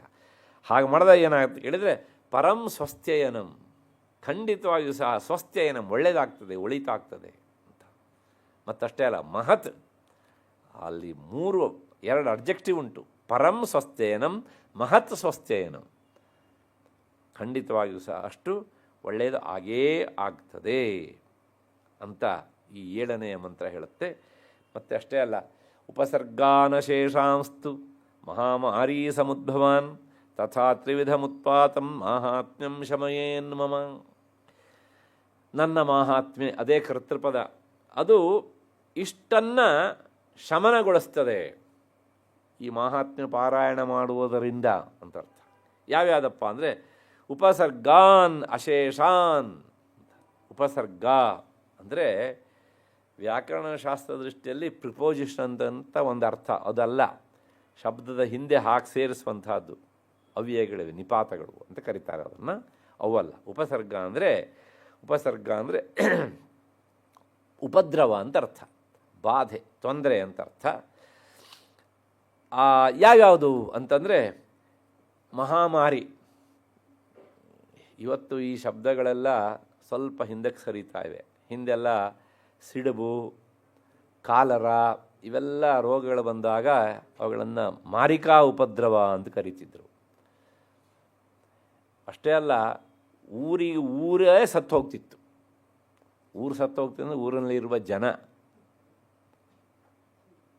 ನೀವು ಪ್ರಾಯಶಃ ಕೇಳಿರ್ತೀರ, ಈಗಲೂ ಹಾಗೆ ಕಳೆದುಕೊಂಡವರು ಪಳೆಯುಳಿಕೆಯ ಜನ ನಮ್ಮ ನಡುವೆ ಇದ್ದಾರೆ. ತಂದೆ, ತಾಯಿ, ಅಕ್ಕ, ತಂಗಿ ಬದುಕುಳಿದ್ರೆ ಅವನು ಯಾವುದೋ ಜನ್ಮಾಂತರದ ಅತಿಶಯವಾದ ಪುಣ್ಯ, ಆಮೇಲೆ ಪರದಾಟ. ಇದೆಲ್ಲ ಮಾರಿಕಾ ಬೇನೆ ಅಂತ. ಈ ಭಾವನೆ ಇವತ್ತಿಗೂ ಕೆಲವು ಕಡೆ ಗಟ್ಟಿಯಾಗುಂಟು. ನೀವೆಲ್ಲರೂ ರಸ್ತೆಯಲ್ಲಿ ಹೋಗಬೇಕೆಂದು ನೋಡಿ, ವಾಹನದಲ್ಲಿ ಅಲ್ಲಲ್ಲಿ ಒಂದಿಷ್ಟು ಏನು ಮಾಡ್ತಾರೆ ಹೇಳಿದ್ರೆ, ಆ ದೇವಿಯ ಮುಖವಾಡದ ಒಂದು ವಿಗ್ರಹ ಇರ್ತದೆ. ಅಲ್ಲಿ ರಸ್ತೆಯ ಪಕ್ಕದಲ್ಲಿ ಒಂದಿಷ್ಟು ಬೇಡದೇ ಇರುವಂಥ ಎಲ್ಲ ವಸ್ತುಗಳನ್ನು ಇಟ್ಟು ಆ ಜಾನಪದದ ಕ್ರಮದಲ್ಲಿ ಅದನ್ನು ಆರಾಧನೆ ಮಾಡ್ತಾರೆ. ಒಂದು ಊರಿಗೆ ಹತ್ತಿರ ತಂದಿಟ್ಬಿಡೋದು ಅವರು, ಹಿಂದಿನ ಊರಿನವರು. ಯಾಕೆಂದರೆ ನಮ್ಮ ಊರಿನಿಂದ ನೀನು ಹೋಗ್ಬಿಡು ಅಂತ. ಹಾಗಿದ್ರೆ ಎಲ್ಲ ಆ ಊರಿಗೆ ಹೋಗು ಅಂತ. ಅವ್ರು ಏನು ಮಾಡ್ತಾರೆ ಕೇಳಿದ್ರೆ, ಅದನ್ನು ನೋಡಿಕೊಂಡು ಓಹೋ ನಮ್ಮೂರಿಗೆ ಈ ಉಪದ್ರವ ಬಂತಲ್ಲಪ್ಪ ಅಂಥೇಳಿ ಅವರೆಲ್ಲರೂ ಸೇರಾಗಿ ಅದಕ್ಕೊಂದಿಷ್ಟು ಸೇರಿಸಿ ಬೇಡದೇ ಇರೋದು ಹಾಸಿಗೆ, ವಸ್ತ್ರ, ಪೊರಕೆ ಎಲ್ಲ ಸೇರಿಸಿ ಅದನ್ನು ಮತ್ತೊಂದು ಊರಿಗೆ ಸಾಗಾಟ ಮಾಡ್ತಾರೆ. ನೀವು ನೋಡಿ, ಅದು ಸುತ್ತಾಗ್ತಾನೇ ಇರುತ್ತೆ ಹೀಗೆ ಅಂತ. ಹಾಗಾಗಿ ಇದನ್ನು ಹೇಳ್ತಾರೆ ಮಹಾಮಾರಿ ಅಂತಂದರೆ ಜನಮಾರ, ಅಂದರೆ ಜನರು ಸಾಲು ಸಾಲಾಗಿ ಸಾಯುವುದು. ಮತ್ತು ಪಶುಮಾರಾದಿ ಸಂಜ್ಞಕ, ಕೊಟ್ಟಿಗೆಯಲ್ಲಿ ಹಸು ಸಂಪತ್ತು ತುಂಬ ಇರುವಂತಹ ಕಾಲದೊಳಗೆ ಕಾಲೊಡೆ ಬಾಯೊಡೆ ಅಂತ ರೋಗ ಬರೋದು. ಅಂದರೆ ಅವುಗಳ ಹೂಸುಗಳಲ್ಲಿ ಕ್ರಿಮಿ ಆಗ್ಬಿಡೋದು ಪಾಪ. ನಮ್ಮ ಹಾಗೆ ಕೈ ಇರೋದಿಲ್ವಲ್ಲ, ಯಾವಾಗ ಆ ಕ್ರಿಮಿ ಆಗುತ್ತೋ ಅದನ್ನು ಹೋಗಲಾಡಿಸೋದಕ್ಕೆ ಅವು ನೆಕ್ಕಿ ಬಿಡ್ತೇವೆ. ಅದು ನಾಲಿಗೆಯಿಂದ ನೆಕ್ಕಿದಾಗೋದೇನಾಗುತ್ತೆ, ಇಲ್ಲಿಗೆ ಟ್ರಾನ್ಸ್ಫರ್ ಆಗಿಬಿಡುತ್ತೆ. ನಾಲಿಗೆ ಎಲ್ಲ ತುಂಬ ಬೊಬ್ಬೆ ಆಗಿಬಿಡುತ್ತೆ ಪಾಪ ಅವುಗಳಿಗೆ. ಹೇಳ್ಕೊಳ್ಳಿಕ್ಕಾಗೋದಿಲ್ಲ. ಹುಲ್ಲನ್ನು ತಿನ್ನೋಕ್ಕಾಗಲ್ಲ, ಯಾಕೆ ಮೊದಲೇ ಹುಲ್ಲು ತಿಂದರೆ ಸುಚ್ತಾ ಇರುತ್ತೆ ನಾಲಿಗೆಗೆ. ಆಹಾರ ತಿನ್ನೋಕ್ಕಾಗಲ್ಲ, ನಡೆದಾಡೋಕ್ಕಾಗಲ್ಲ. ಏನಾಗುತ್ತೆ ಕೇಳಿದರೆ, ಬಿಟ್ಟರೆ ಹಾಗೇನ ಸತ್ತೋಗ್ತೇವೆ ಪಾಪ.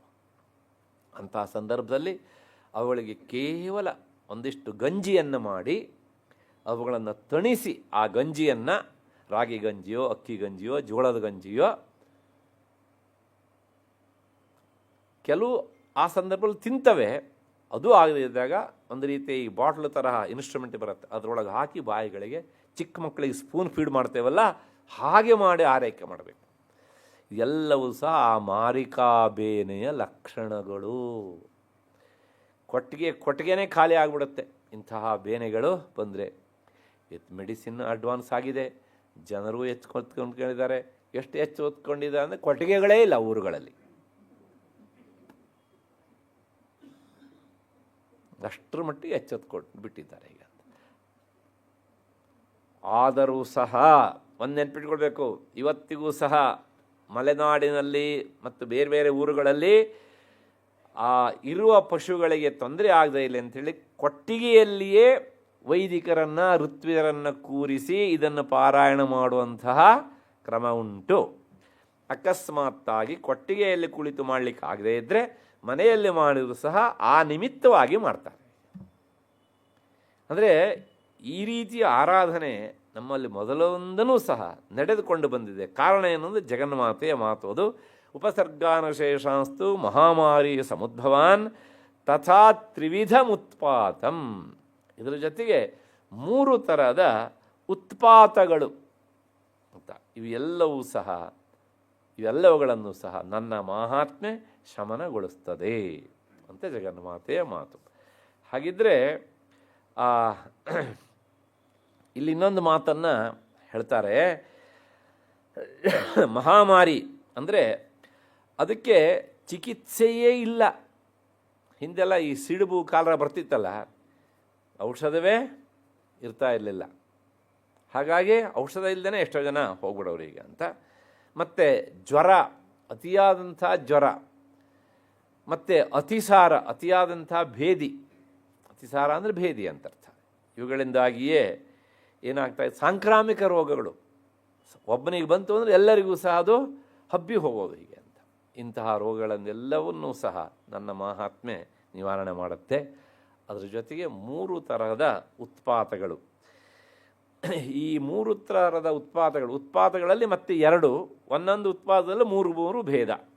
ಹೇಗೆ ಅಂತಂದರೆ ಆ ತ್ರಿವಿಧವಾದಂಥ ಉತ್ಪಾತಗಳು, ಒಂದು ದಿವಿ, ಆಕಾಶದಲ್ಲಿ ಉಂಟಾಗುವಂಥದ್ದು. ಆಕಾಶ ಅಂದರೆ ಸ್ವರ್ಗ ಅಂತ ಇಟ್ಕೊಳ್ಳೋಣ.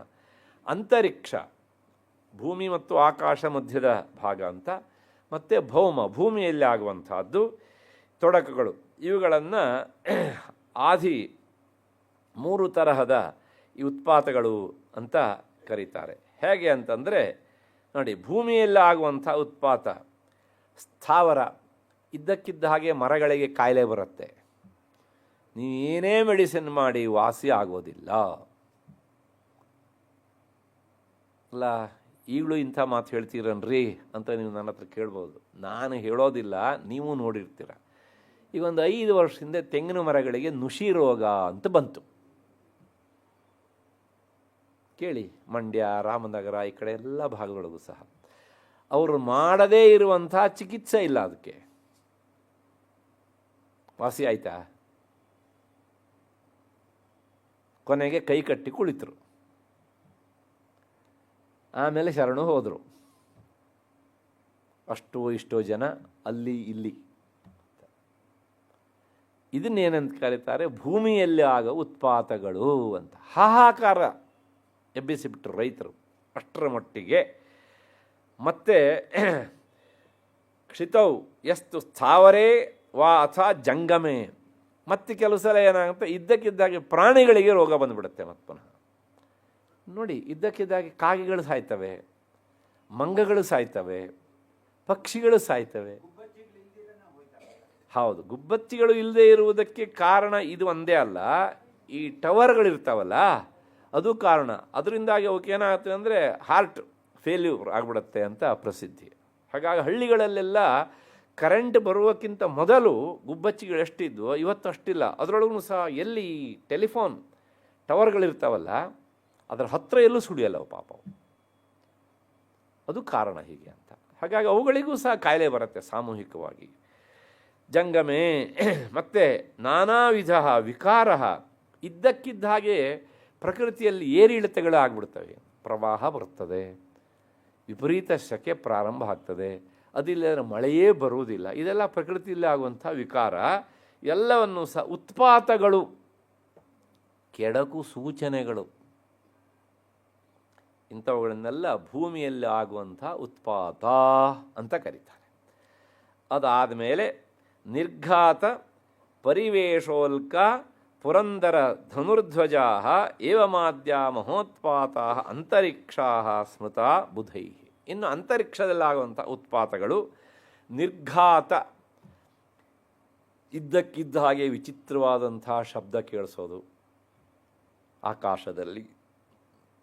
ಮತ್ತು ಗೂಬೆಗಳು ಹಗಲು ಹೊತ್ತಿನಲ್ಲಿ ಕೂಗುವುದು, ಕಾಗೆಗಳು ರಾತ್ರಿ ಹೊತ್ತಿನಲ್ಲಿ ಕೂಗುವುದು. ಇವೆಲ್ಲ ಅಂತರಿಕ್ಷದಲ್ಲಿ ಆಗುವ ಉತ್ಪಾತಗಳು. ಮತ್ತು ಅಷ್ಟೇ ಅಲ್ಲ, ಪುರಂದರ ಧನುರ್ಧ್ವಜಾ, ಇದ್ದಕ್ಕಿದ್ದ ಹಾಗೆ ಒಂದು ರೀತಿಯ ಈ ದೇವೇಂದ್ರ ಐರಾವತವನ್ನು ಏರಿದ ಹಾಗೆ ಆಕಾರ ಕಾಣುವುದು ಎಲ್ಲಿ, ಮೋಡಗಳಲ್ಲಿ. ಮತ್ತು ಧ್ವಜ ಕಾಣೋದು, ಪತಾಕಿಗಳು ಕಾಣುವುದು, ಎಲ್ಲವೂ ಸಹ ಇಂತಹ ಉತ್ಪಾತಗಳ ಸೂಚನೆ. ಮಹೋತ್ಪಾತಗಳು ಅಂತರಿಕ್ಷದಲ್ಲಿ ಆಗುವಂಥದ್ದು. ಇನ್ನು ಮತ್ತೆ ಕೆಲವುಂಟು, ಅವುಗಳನ್ನು ಆ ದಿವಿಯಲ್ಲಿ ಆಗುವ ಉತ್ಪಾತ ಅಂತ ಕರೀತಾರೆ. ಗ್ರಹಕ್ಷಜಾಹ, ಗ್ರಹಗಳಿಂದ ಆಗುವಂಥದ್ದು. ಆದಿತ್ಯಾದಿ ಗ್ರಹಗಳಿದ್ದಾರಲ್ಲ, ಆ ಗ್ರಹಗಳಿಂದ ಆಗುವಂಥ ತೊಂದರೆ. ಮತ್ತು ನಕ್ಷತ್ರಗಳಿಂದ ಆಗುವಂಥದ್ದು. ಕೇತವಶ್ಚಾದ್ಯಾಹ, ಧೂಮಕೇತು, ಉಲ್ಕೆಗಳು, ಇವೆಲ್ಲವೂ ಸಹ ಕಾಣ್ತವೆ. ಹಿಂದೆಲ್ಲ ಎಷ್ಟರ ಮಟ್ಟಿಗೆ ಇಟ್ಕೊಂಡು ಇವೆಲ್ಲ ಕಂಡ್ರೆ ದೇಶಕ್ಕೆ, ರಾಜ್ಯಕ್ಕೆ ಅರಿಷ್ಟ ಎನ್ನುವಂಥದ್ದು, ಅನಿಷ್ಟ ಎನ್ನುವಂಥದ್ದು ಕಟ್ಟಿಟ್ಟಿದ್ದು ಅಂತ. ಹಾಗಾಗಿ ಇಂತಹ ಉತ್ಪಾತಗಳು ದಿವ್ಯಾಮತ. ಇದು ಭೌತಿಕವಾದಂತಹ ಉತ್ಪಾತಗಳನ್ನು ಹೇಳುವಂತಹ ಸೂಚನೆಗಳು. ಅದಾದ ಮೇಲೆ ಇದಕ್ಕೆ ಮತ್ತೆ ಪುನಃ ನಮ್ಮ ಬಗ್ಗೆ ಎಷ್ಟು ಕಳಕಳಿ ನೋಡಿ ಅವರಿಗೆ. ಭೂಮಿಯಲ್ಲಿ ಆಗುವಂಥ ಉತ್ಪಾತ ಸ್ವಲ್ಪ ಪ್ರಮಾಣದ ಫಲವನ್ನು ಕೊಡ್ತದೆ, ಅಂತರಿಕ್ಷದಲ್ಲಿ ಆಗುವ ಉತ್ಪಾತ ಅದಕ್ಕಿಂತ ಹೆಚ್ಚಿನ ಪ್ರಮಾಣದ ದುಷ್ಪರಿಣಾಮವನ್ನು ಉಂಟು ಮಾಡ್ತದೆ. ಮತ್ತು ಆ ದಿವಿ ಅಂದರೆ ಗ್ರಹ ನಕ್ಷತ್ರಗಳಿಂದ ಆಗುವಂತಹ, ಅಂದರೆ ನಕ್ಷತ್ರಗಳು ಇದ್ದಕ್ಕಿದ್ದ ಹಾಗೆ ಹಗಲಲ್ಲಿ ಗೋಚರಿಸುವುದು, ಇವೆಲ್ಲ ಉತ್ಪಾತಗಳೇ ಹೀಗೆ ಅಂತ. ಎಲ್ಲ ರಾತ್ರಿಯಲ್ಲೇ ಕಾಣ್ತೇವೆ, ಹಗಲಲ್ಲಿ ಸಾಮಾನ್ಯವಾಗಿ ಕಾಣೋದಿಲ್ಲ. ಹಗಲಲ್ಲೂ ಇರ್ತವೆ ಅವು, ಅದರ ಗೋಚರ ಆಗುವುದು ಮಾತ್ರ ರಾತ್ರಿಯಲ್ಲಿ ಮಾತ್ರ ಹೀಗೆ ಅಂತ. ಹಾಗಾಗಿ ಆ ಅಂತರಿಕ್ಷದಲ್ಲಿ ಆಗುವಂಥ ದಿವಿಯಲ್ಲಿ ಆಗುವಂಥ ಉತ್ಪಾತಗಳು ಹೆಚ್ಚು ಘೋರವಾದಂಥ ಫಲಗಳನ್ನು ಕೊಡ್ತವೆ ಅಂತ ಶಾಸ್ತ್ರಕಾರರ ಬಗ್ಗೆ ಸಂಬಂಧಪಟ್ಟ ವಿವರಣೆಯನ್ನು ಕೊಡ್ತಾ ಹೋಗ್ತಾರೆ. ಅದಾದಮೇಲೆ ನಮ್ಮ ದೇಹಕ್ಕೆ ಸಂಬಂಧಪಟ್ಟಂಥದ್ದು, ನಮ್ಮ ಅಕ್ಕಪಕ್ಕದಲ್ಲಿ ಆಗುವಂಥದ್ದು ಆಧ್ಯಾತ್ಮಿಕ, ಆಧಿಭೌತಿಕ, ಆಧಿದೈವಿಕ ಎನ್ನುವಂಥ 3 ಥರದ ಉತ್ಪಾತಗಳು. ಇವು ಅಶುಭ ಸೂಚಕವಾದಂಥವುಗಳು ಅಂತ. ಹೇಗೆ ಅಂತಂದರೆ, ಆಧ್ಯಾತ್ಮಿಕವಾದಂಥ ಉತ್ಪಾತ, ಸುಮ್ಮನೆ ಕೂತಿರ್ತೀವಿ, ನೀವೇನು ಮಾಡೋದಿಲ್ಲ ಒಂದು ಕ್ಷಣಕಾಲ. ಪುರುಷರಾದರೆ ಇದ್ದಕ್ಕಿದ್ದಂಗೆ ಈ ಎಡಗಣ್ಣು ಯಾಕೋ ಪಟ ಅಂತ ಹೊಡ್ಕೊಳ್ಳೋಕೆ ಶುರು ಮಾಡುತ್ತೆ. ನೀವು ಬೇಕಾದ್ರೆ ಹಿಂಗೆ ಕನ್ನಡಕ್ಕೆ ತೆಗೆದ್ಬಿಟ್ಟು ಹಿಂಗೆ ಅಮ್ಮಗೆ ಇಟ್ಕೊಳ್ಳಿ, ಕೈ ತೆಗೀರಿ, ಮತ್ತೆ ಪುನಃ ಶುರು ಆಗುತ್ತೆ. ಯಾಕೋ ಇಲ್ಲಿ ಯಾಕೋ ಭುಜ ಹೀಗೆ ಆಗ್ಲಿಕ್ಕೆ ಶುರು ಆಗುತ್ತೆ. ನರ ದೌರ್ಬಲ್ಯದಿಂದ ಆಗುವುದು ಬೇರೆ, ಹೆಲ್ದಿ ಪರ್ಸನ್ ಅವನು, ಆದರೂ ಸಹ ಹೀಗಾಗುತ್ತಲ್ಲ. ಹಾಗಾಗಿ ಅದೇ ಸ್ತ್ರೀಯರಿಗೆ ಬಲಭಾಗ ಆದರೆ ಅದು ಉತ್ಪಾತ. ಉತ್ಪಾತನ ಏನು ಹೇಳುತ್ತೆ? ಕೆಡಕನ್ನು ಸೂಚಿಸತ್ತೆ ಅಂತ ಅಷ್ಟೇ ಅರ್ಥ. ಹೀಗಾದದ್ರಿಂದ ಕೆಡಕಾಗುತ್ತೆ ಅಂತಲ್ಲ, ಮುಂದೆ ಏನೋ ಕೆಡಕು ಆಗುವುದುಂಟು, ಬಿ ಕೇರ್ಫುಲ್ ಅಂತ ಹೇಳ್ತಾ ಇರುತ್ತೆ ಅದಕ್ಕೆ ಅಂತ. ಹಾಗಾಗಿ ಆಧ್ಯಾತ್ಮಿಕವಾದಂಥ ಉತ್ಪಾತಗಳು ಅಶುಭ ಸೂಚಕ. ಹೇಗೆ ಅಂತ ನೋಡಿದ್ರೆ ಸ್ಪಷ್ಟವಾಗಿ ಹೇಳ್ತಾರೆ. ನೇತ್ರ, ಕಣ್ಣು ಹೇಳಿದೆ ನಾನು, ಬಾಹು, ಸ್ಫುರಣಾದಯ, ಹೀಗೆ ಅವು ಇದ್ದಕ್ಕಿದ್ದ ಹಾಗೆ ಆಗ್ತಾ ಇರ್ತವೆ ಹೀಗೆ ಅಂತ. ಇನ್ನು ಆಧಿಭೌತಿಕ, ಆಧಿಭೌತಿಕ ಅಂದರೆ ಹೊರಪ್ರಪಂಚದಲ್ಲಿ ಪ್ರಾಣಿಗಳು ಮಧ್ಯೆ ಆಗುವಂಥದ್ದು, ಅದು ಸಹ ನಮಗೆ ಸೂಚನೆ. ಅದು ಏನು ಕೇಳಿದರೆ ಘೂಕ, ಘೂಕ ಅಂದರೆ ಗೂಬೆ ಅಂತ ಅರ್ಥ. ಬೆಂಗಳೂರವರಿಗೆ ಗೂಬೆ ಅನ್ನೋ ಹೆಸರು ತುಂಬ ಪ್ರಸಿದ್ಧ.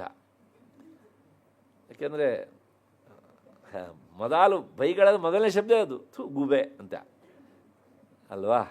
ಹಾಗಾಗಿ ನನಗೆ ಗೊತ್ತಿರಲಿಲ್ಲ ಆ ಗೂಬೆ ಇಷ್ಟು ಬೈಗಳದಲ್ಲಿ ಪ್ರಸಿದ್ಧವಾದಂಥ ಒಂದು ಪಕ್ಷಿಗೆ ಅಂತ. ಅದು ಏನು ಮಾಡಿದೆಯೋ ಗೊತ್ತಿಲ್ಲ ಇವರಿಗೆ, ಆದರೂ ಅದ್ರ ಹೆಸರು ಹೇಳಿ ಬೈತಾ ಇರ್ತಾರೆ. ಹಾಗಾಗಿ ಒಂದು ಘೂಕ, ರಟನ ಅಂದರೆ ಆ ಗೂಬೆಯ ಕೂಗು, ಮತ್ತು ಶ್ವರೋದನ, ಇದ್ದಕ್ಕಿದ್ದ ನಾಯಿಗಳು ಆಕಾಶ ನೋಡಿಕೊಂಡು ಬೊಗಳೋದಕ್ಕೆ ಶುರು ಮಾಡ್ತವೆ. ಬೀದಿ ನಾಯಿಗಳು, ಸಾಕಿದ ನಾಯಿಗಳು ಮಾಡಲ್ಲ, ಅವಕ್ಕಾಗಿ ಏನೂ ಗೊತ್ತೇ ಆಗೋಲ್ಲ ಅವಕ್ಕೆ. ತಮಾಷೆಲ್ಲ ನಾನು ಹೇಳ್ತಾ ಇರೋದು. ನೋಡಿ, ಕಂಪೌಂಡ್ ಒಳಗಡೆ ಬಂದರೂ ಮಾತ್ರ ಬೊಗಳುತ್ತವೆ ಅವು. ಅಕಸ್ಮಾತ್ ರಸ್ತೆಗೆ ಬಂದುಬಿಟ್ರೆ ಯಾವ ನಾಯಿ ಜೊತೆಗೂ ಸಹ ಯುದ್ಧ ಮಾಡೋಕ್ಕೆ ಹೋಗಲ್ಲ ಅವು. ಎಲ್ಲ ರಸ್ತೆ ನಾಯಿ ಅದ್ರ ಮೇಲೆ ಅಟ್ಯಾಕ್ ಮಾಡ್ತವೆ, ತಕ್ಷಣ ಹೋಗಿ ಅದು ಗೇಟ್ ಒಳಗಡೆಗೆ ಸೇರ್ಕೊಬಿಡುತ್ತೆ. ಈಗ ಆದರೆ ಈ ಸಾಮಾನ್ಯ ನಾಯಿಗಳಿರ್ತಾವಲ್ಲ, ಅಂದರೆ ನಾಯಿ ಜಾತಿ ಆಗಿರಬೇಕು, ಜಾತಿ ನಾಯಿ ಆಗಿರಬಾರ್ದು. ಅವುಗಳಿಗೆ ಇದೆಲ್ಲವೂ ಸಹ ಗೊತ್ತಾಗ್ತದೆ. ಹಾಗಾಗಿ ರೋದನ, ಅವು ಅಳ್ತವೆ ಆಕಾಶ ನೋಡಿ ಗಾ ಅಂತ ವಿಪರೀತವಾಗಿ. ಏನೋ ಸೂಚನೆ ಅದು ಹೀಗೆ ಅಂತ. ನಿಮಗೆ ಗೊತ್ತಿರಬೇಕು, ಹಿಂದೆ ಗುಜರಾತದ ಕಚ್ ಭಾಗದಲ್ಲಿ ವಿಪರೀತವಾದಂತಹ ಅರ್ಥಕ್ವೇಕ್ ಆಗಿಬಿಡ್ತು. ಆಗ ಅಪಾರ್ಟ್ಮೆಂಟ್ಗಳಲ್ಲಿರುವಂಥ ನಾಯಿಗಳು ಕೆಲವು ಹೊತ್ತುಗಳಿಂದ ಮೊದಲು ಅವು ಕೂಗೋದಕ್ಕೆ ಶುರು ಮಾಡಿದ್ದು. ವಿಚಿತ್ರವಾಗಿ ಆರ್ತನಾದ, ಕೂಗೋದಷ್ಟೇ ಅಲ್ಲ, ಮನೆ ಯಜಮಾನನ ಹತ್ರ ಹೋಗೋದು, ಅವನ ಕೈ ಹಿಡಿದು ಎಳೆಯೋದು, ಬಟ್ಟೆಗಳನ್ನು ಎಳೆಯೋದು, ಯಜಮಾನತೆ ಹತ್ರ ಹೋಗೋದು, ಎಳೆಯೋದು, ಬಾಗಿಲತ್ರ ಬರೋದು, ಹಿಂಗೆ ಹೋಗಿ ಅಂತ ಸೂಚನೆ ಕೊಡೋದು. ಏನೋ ನಮಗೆ ಅರ್ಥ ಆಗಬೇಕಲ್ಲ. ಹಾಗಾದರೆ ಒಂದು ಕಡೆಗೆ, ಇನ್ನೊಂದು ಕಡೆಗೆ ಏನಾಯಿತು, ಹಸುಗಳೆಲ್ಲ ಕೂಗೋದಕ್ಕೆ ಶುರು ಮಾಡಿದ್ದು ಹೀಗೆ ಅಂತ. ಅದ್ರ ಮನುಷ್ಯ ಅರ್ಥ ಮಾಡ್ಕೊಂಡವರು ಬಚಾವಾದರು, ಮಾಡ್ಕೊಳ್ಳಿಕ್ಕಾಗದೇ ಇರುವವರು ಭೂಮಿಯಲ್ಲಿ ಒಂದಾಗಿ ಹೋದರು ಹೀಗೆ ಅಂತ. ಹಾಗೆ ಇವೆಲ್ಲ ಏನು ಹೇಳ್ತಾ ಕೇಳಿದರೆ, ಆದಿ ಭೌತಿಕವಾದಂತಹ ಒಂದು ಉತ್ಪಾತಗಳನ್ನು ಸೂಚಿಸ್ತವೆ ಈಗ ಅಂತ. ಇನ್ನು ಆದಿದೈವಿಕ ಏನಪ್ಪ ಅಂದರೆ ಇದು ಬಹಳ ವಿಚಿತ್ರವಾದಂಥದ್ದು. ಬೇರೆ ಬೇರೆ ಉದಾಹರಣೆಗಳಿವೆ ಇದಕ್ಕೆ. ಇದ್ದಕ್ಕಿದ್ದ ಹಾಗೆ ಅತಿವೃಷ್ಟಿ ಅನಾವೃಷ್ಟಿ ಆಗುವಂಥದ್ದು. ಇದು ಹೊರ ಪ್ರಪಂಚದಲ್ಲಿ ನಾನು ಅದನ್ನು ಹೇಳಿದ್ದೇನೆ. ಅದನ್ನು ದೇಹದ ಒಳಗೆ ಆಗಬೇಕು. ಯಾವ ದೇಹದೊಳಗೆ ಅಂದರೆ ನಮ್ಮ ದೇಹದೊಳಗಲ್ಲ, ದೇವತಾ ವಿಗ್ರಹಗಳ ಕಣ್ಣಿನಿಂದ ನೀರು ಸುರಿಯುವುದು. ಇದೇನೋ ಆಶ್ಚರ್ಯ ಅಲ್ಲ. ಅಂದರೆ ಆ ದೈವಿಕವಾದಂಥ ಆದಿದೈವಿಕವಾದಂಥ ಉತ್ಪಾತವನ್ನು ಅದು ಸೂಚಿಸ್ತದೆ. ಅಂದರೆ ದೇವತಾ ಸಂಬಂಧವಾದಂಥ ಒಂದು ಕೆಡುಕು ಆಗಲಿಕ್ಕುಂಟು, ಮನುಷ್ಯ ಎಚ್ಚೆತ್ತುಕೋ ಅಂತ. ಇದು ಸೈಂಟಿಫಿಕ್ ಆಗಿ ನೀವು ಹೇಳ್ತಾ ಇರೋದು ಅರ್ಥ ಎಲ್ರಿಗೂ ಮಾಡಿಸ್ಬಿಟ್ರೆ ನಿಜವಾಗ್ಲೂ ನಮ್ದು ಬೇರೆ ಲೆವೆಲ್ನಲ್ಲಿ ಬಂದ್ಬಿಡುತ್ತೆ. ಶಾಸ್ತ್ರ ಅಂತೂ ಅದನ್ನು ಹೇಳತ್ತೆ. ಗಣಪತಿ ಹಾಲು ಕುಡ್ದ ಅನ್ನುವಂಥದ್ದಕ್ಕೆ ನಮ್ಮಲ್ಲಿ ಪ್ರಮಾಣ ಇಲ್ಲ, ಆದರೆ ಇದಕ್ಕೆ ಪ್ರಮಾಣ ಉಂಟು. ನಂದಲ್ಲ ಶಬ್ದ, ನೋಡಿಬೇಕಿ ಹೇಳಿಬಿಡ್ತೇನೆ ಅದನ್ನು. ಆದಿದೈವಿಕಾ ದೇವತಾ ಪ್ರತಿಮಾ ಅಶ್ರುಮೋಚನಂ. ಆಮೇಲೆ ಗಣೇಶ್ ಭಟ್ ಹೋಬಳಿ ಅವ್ರ ತಲೆಯಿಂದ ಏನೋ ಉದುರಿಸ್ಬಿಟ್ರು. ಅಶ್ರು ಅಂದ್ರೆ ಏನ್ರಿ? ಕಣ್ಣೀರು ಹೀಗೆ ಅಂತ. ಹಾಗಾಗಿ ಶಾಸ್ತ್ರ ಅದಕ್ಕೆ ಪ್ರಮಾಣವನ್ನು ಕೊಡುತ್ತೆ. ಇದಕ್ಕೆ ವ್ಯಾಖ್ಯಾನ ಬರೆದವರೆಲ್ಲ ಯಾರು ಕೇಳಿದರೆ ಜಗನ್ಮಾತೆಯ ಪರಮ ಉಪಾಸಕರು ಒಂದು, ಅದಕ್ಕಿಂತ ಹೆಚ್ಚಿಗೆ ಆಕೆಯನ್ನು ಸಾಕ್ಷಾತ್ಕರಿಸಿಕೊಂಡವರು. ಇದೇ ಈ ಭಾಷೆಯ ವಿಶೇಷತೆ. ಯಾವನೋ ಒಬ್ಬ ಲೌಕಿಕ ವ್ಯಕ್ತಿ ಬರೆದಂತಹ ವ್ಯಾಖ್ಯಾನಗಳಲ್ಲ ಇವೆಲ್ಲ. ಅಂದರೆ ಅದನ್ನು ಬರಿಬೇಕಿದ್ರೆ ಅವಳು ಅವರ ಮೈ ತುಂಬ ಆವೇಶ ಭರಿತಳಾಗಿ ಅವರ ಮೂಲಕ ಬರೆಸಿದ್ದಾಳೆ. ಹೇಗೆ ಅಂದರೆ ಕೃಷ್ಣ ಅರ್ಜುನನಿಗೆ ವಿಶ್ವರೂಪ ದರ್ಶನವನ್ನು ಮಾಡುವಾಗ ಅಥವಾ ಇಡೀ ಗೀತೆಯನ್ನು ಉಪದೇಶ ಮಾಡಬೇಕಿದ್ರೆ ಅವನು ದೇವಕಿ ನಂದನನಾಗಿ ಉಪದೇಶ ಮಾಡಲಿಲ್ಲ. ದೇವಕಿ ನಂದನನಾಗಿ ಉಪದೇಶ ಮಾಡುವಂತಿದ್ದರೆ, ವಿಶ್ವರೂಪ ದರ್ಶನ ತೋರಿಸಿದ್ದಿದ್ರೆ ಅರ್ಜುನಿಗೆ ದಿವ್ಯ ದೃಷ್ಟಿ ಅವಶ್ಯಕತೆ ಇರಲಿಲ್ಲ. ನನ್ನ ಮಾತಿಗೆ ಪುಷ್ಟಿಯಾಗಿ ಹೇಳ್ತಾ ಇದ್ದೇನೆ. ಅವನು ಹೇಳ್ತಾನೆ, ಈ ಕಣ್ಣಿನಿಂದ ನನ್ನ ವಿಶ್ವರೂಪವನ್ನು ನೀನು ನೋಡಲಾರೆ, ಇದೇನು ಮಾಡಬೇಕು? ನಾನೇ ನಿನಗೆ ದಿವ್ಯ ದೃಷ್ಟಿ ಕೊಡ್ತೇನೆ. ಈ ಕಣ್ಣನ್ನು ಇಟ್ಕೊಂಡು ನೀನು ನನ್ನ ವಿಶ್ವರೂಪ ದರ್ಶನ ನೋಡಿದರೆ ನಿನ್ನ ಕಣ್ಣು ಭ್ರಷ್ಟಾಗಿಬಿಡ್ತದೆ, ನೇತ್ರಹೀನನಾಗ್ತೀಯೇ ಅಲ್ವಾ? ಕೊನೆಗೆ ಅವನೇ ಹೇಳ್ತಾನೆ, ಉಪಸಂಹಾರ ನೋಡೋಕ್ಕಾಗಲ್ಲ ನನಗೆ ಅಂತ. ಹಾಗಿದ್ರೆ ಏನು ತೋರಿಸ್ಬೇಕು ನನಗೆ? ಆ ಮೊದಲಿನ ನನ್ನ ಸಾರಥಿಯಾಗಿದ್ಯಲ್ಲ, ವಸುದೇವ ಸುತ್ತನಾಗಿದ್ಯಲ್ಲ, ಅದೇ ದ್ವಿಭುಜ ಕೃಷ್ಣನಾಗಿ ನನಗೆ ನೀನು ದರ್ಶನ ಕೊಟ್ಟರು ಸಾಕಪ್ಪ ಅಂತಾನೆ. ಕೃಷ್ಣನ ಮಾತಿನ ಬಗ್ಗೆ ವಿಶ್ವಾಸ ಇದೆಯೋ ಇಲ್ವೋ ತೀರ್ಮಾನ ನೀವು ಮಾಡಿ. ಕೃಷ್ಣನಿಗಿಂತ ಬೇರೆ ಅಲ್ಲದೆ ಇರುವಂಥ ಅಥವಾ ಜಗನ್ಮಾತೆಗಿಂತ ಬೇರೆ ಅಲ್ಲದೆ ಇರುವಂಥ ನಂದಲ್ಲ ಮಾತು ಇದು. ಗೋಪ್ತ್ರಿ ಗೋವಿಂದ ರೂಪಿಣಿ, ಹೌದು ತಾನೆ? ಹೀಗೆಲ್ಲ ಒಂದೇ ತತ್ವದ ಬೇರೆ ಬೇರೆ ರೂಪಗಳು ಹೇಳಬೇಕಿದ್ರೆ ನಾವು ಅದನ್ನು ನಂಬಲೇಬೇಕಾದದ್ದು ನಮಗೆ ಅನಿವಾರ್ಯ, ಬೇರೆ ದಾರಿ ಇಲ್ಲ. ಹಾಗಾಗಿ ಅಂಥ ತತ್ವವನ್ನು ಸಾಕ್ಷಾತ್ಕರಿಸಿಕೊಂಡಂಥ ಋಷಿಮುನಿಗಳು ಅವರು ಸ್ವಾರ್ಥರಹಿತರು. ಅಂಥವ್ರು ಹೇಳಿದಂಥ ಮಾತು, ಅದಕ್ಕಿಂತ ಮೊದಲು ಅವರು ಶಾಸ್ತ್ರ ಅಧ್ಯಯನ ಮಾಡಿರ್ತಾರೆ. ಆ ಅಧ್ಯಯನಕ್ಕೆ ಪೂರಕವಾಗಿ ಜಗನ್ಮಾತೆ ಏನಾಗಿರ್ತಾಳೆ? ಅನುಗ್ರಹ ರೂಪದ ಟಿಕ್ ಹಾಕಿರ್ತಾಳೆ. Yes, you can go ahead ಅಂತ. ಅದನ್ನು ಆ ನೆಲೆಯಲ್ಲಿ ನಿಂತವರು ಮಾತ್ರ ಅನುಭವಿಸಬಲ್ಲರು. ಜೀವನದಲ್ಲಿ ಯಾವತ್ತೂ ಸಾಧನೆಗೆ ತಮ್ಮನ್ನು ತಾವು ಒಗ್ಗಿಸಿಕೊಳ್ಳದೇ ಇರುವವರಿಗೆ ಇದೆಲ್ಲ ಕೇವಲ ಕನಸು ಅಷ್ಟು ಹಿನ್ನೆಲೆಯಲ್ಲಿ ಆದಿದೈವಿಕಾ ದೇವತಾ ಪ್ರತಿಮಾ ಅಶ್ರುಮೋಚನ, ಇಂತಹ ಈ ಉತ್ಪಾತಗಳೆಲ್ಲ ಆಗ್ತವೆ. ಆ ಉತ್ಪಾತಗಳನ್ನು ದೂರ ಮಾಡಿಕೊಳ್ಬೇಕು ಅಂದರೆ ಇರುವ ಏಕೈಕ ಪರಿಹಾರ ಏನಪ್ಪ ಕೇಳಿದರೆ, ತಥಾ ತ್ರಿವಿಧಮುತ್ಪಾತಂ ಮಾಹಾತ್ಮ್ಯಂ ಶಮಯೇನ್ಮಮ. ನನ್ನ ಈ ಮಹಾತ್ಮೆ, ದೇವಿ ಮಹಾತ್ಮೆ ಪಠನದಿಂದ ಇವೆಲ್ಲವೂ ಸಹ ಶಮನವಾಗ್ತವೆ. ಅಂದರೆ ಇದರಿಂದ ನಿನಗೆ ಕೆಡಕಾಗ್ತದೆ ಅಂತ ಈ ಉತ್ಪಾತಗಳು ಸೂಚಿಸಿದವಲ್ಲ, ಆಗ ನೀನು ಎಚ್ಚೆತ್ತುಕೊಂಡು ಈ ರೀತಿಯಾಗಿ ಪರಿಹಾರದ ದಾರಿಯಲ್ಲಿ ನನ್ನ ಮಹಾತ್ಮೆಯನ್ನು ಪಠನ ಮಾಡಿದರೆ ಅಥವಾ ಶ್ರವಣ ಮಾಡಿದರೆ ನಿನಗೆ ಉಂಟಾಗುವಂತಹ ಆಪತ್ತುಗಳು ನಿವಾರಣೆ ಆಗ್ತವೆ. ಆಯಿತು. ಇಷ್ಟಾದ ಮೇಲೆ ಮತ್ತೆ ಮುಂದಿನದು ಜಗನ್ಮಾತೆ ಹೇಳ್ತಾಳೆ, ಯತ್ರೈತತ್ ಪಠ್ಯತೆ ಸಮ್ಯಕ್ ನಿತ್ಯಮಾಯತನೇ ಮಮ ಸದಾ ನ ತದ್ವಿಮೋಕ್ಷಾಮಿ ಸಾನ್ನಿಧ್ಯಂ ತತ್ರ ಮೇ ಸ್ಥಿತಂ. ಈ ಶ್ಲೋಕಕ್ಕೆ ಮೇಲ್ನೋಟಕ್ಕೆ ಅರ್ಥ ಏನಪ್ಪ ಅಂದರೆ, ಮಮ ಆಯತನೆ, ನನ್ನ ಆಯತನ ಅಂದರೆ ವಾಸಸ್ಥಾನ. ನಾನು ವಾಸ ಮಾಡುವ ಸ್ಥಾನ ಯಾವುದು ಅಂದರೆ ದೇವಿ ವಾಸ ಮಾಡುವುದು, ದೇವ ವಾಸ ಮಾಡುವ ಜಾಗ. ಅದಕ್ಕೆ ಹೆಸರೇನು ನಮ್ಮಲ್ಲಿ? ದೇವಸ್ಥಾನ. ದೇವಸ್ಥಾನ ಅಂದರೆ ಏನು? ದೇವರ ಸ್ಥಾನ ಅಂತ ಅರ್ಥ. ದೇವಿಯ ಸ್ಥಾನವೂ ಆಗ್ಬೋದು. ಹಾಗಾಗಿ ಆ ನನ್ನ ದೇವಾಲಯದಲ್ಲಿ, ಗುಡಿಗಳಲ್ಲಿ ಯಾರು ಇದನ್ನು ಚೆನ್ನಾಗಿ ಪಾಠ ಮಾಡ್ತಾರೋ, ಅಂದರೆ ಪಠನ ಮಾಡ್ತಾರೋ, ಪಾರಾಯಣ ಮಾಡ್ತಾರೋ, ಆಗ ನಾನು ಆ ಸ್ಥಳವನ್ನು ಬಿಟ್ಟು ಹೋಗುವುದಿಲ್ಲ, ಅಲ್ಲಿರ್ತೇನೆ ಎನ್ನುವಂಥ ಒಂದು ಅರ್ಥ ಕೆಲವು ಜನ ಹೇಳ್ತಾರೆ. ಅದು ಈ ಅರ್ಥ ಸರಿಯಲ್ಲ. ಯಾಕೆ ಕೇಳಿದರೆ, ಆಗ ಏನು ಅರ್ಥ ಆಗುತ್ತೆ ಅಂದರೆ, ಯಾವ ಜಗನ್ಮಾತೆಯ ಗುಡಿಯಲ್ಲಿ ಅಲ್ಲಿ ದುರ್ಗಾ ಸಪ್ತಶತಿಯ ಪಾರಾಯಣ ನಡೆಯೋದಿಲ್ವೋ ಅಲ್ಲಿ ಅವಳು ಇಲ್ಲ ಅಂತ ಆಗ್ಬಿಡುತ್ತೆ. ಹೌದಾ ಅಲ್ವಾ? ಹಾಗಿದ್ರೆ ಇದಕ್ಕೆ ಏನು ಅರ್ಥ ಅಂತಂದರೆ, ಅದಕ್ಕೆ ಅರ್ಥ ಹೀಗೆ, ನನ್ನ ಈ ಪಾರಾಯಣವನ್ನು ಅಂದರೆ ದುರ್ಗಾ ಪಾರಾಯಣವನ್ನು, ಮಹಾತ್ಮೆಯನ್ನು ಯತ್ರ ಏತತ್, ಯಾವ ಮನೆಯಲ್ಲಿ ನಿತ್ಯವೂ ಸಹ ಪಾರಾಯಣ ಮಾಡ್ತಾರೋ, ಆಯತನ ಅಂದರೆ ಮನೆ. ಯಾರ ಮನೆ ಅಂದರೆ ಯಾರ ಉಪಾಸಕನ ಮನೆಯಲ್ಲಿ ಅಂತ ಅರ್ಥ. ನಿತ್ಯಂ ಆಯತನೆ ಮಮ ಮಾಹಾತ್ಮ್ಯಂ, ತನ್ನ ಮನೆಯಲ್ಲಿ ನಿತ್ಯವೂ ಸಹ ನನ್ನ ಈ ಮಹಾತ್ಮೆಯನ್ನು ಯಾರು ಪಠಿಸ್ತಾರೋ ಆಗ ನಾನು ಏನು ಮಾಡ್ತೇನೆ ಅಂದರೆ ಸದಾ ನ ತದ್ವಿಮೋಕ್ಷಾಮಿ, ನಾನು ಆ ಮನೆಯನ್ನು ಬಿಟ್ಟು ಹೋಗುವುದಿಲ್ಲ. ಅಂದರೆ ನನ್ನ ಸಾನ್ನಿಧ್ಯ ಇರ್ತದೆ. ಸಾನ್ನಿಧ್ಯ ಅಂದರೆ ಸನ್ನಿಧಿ.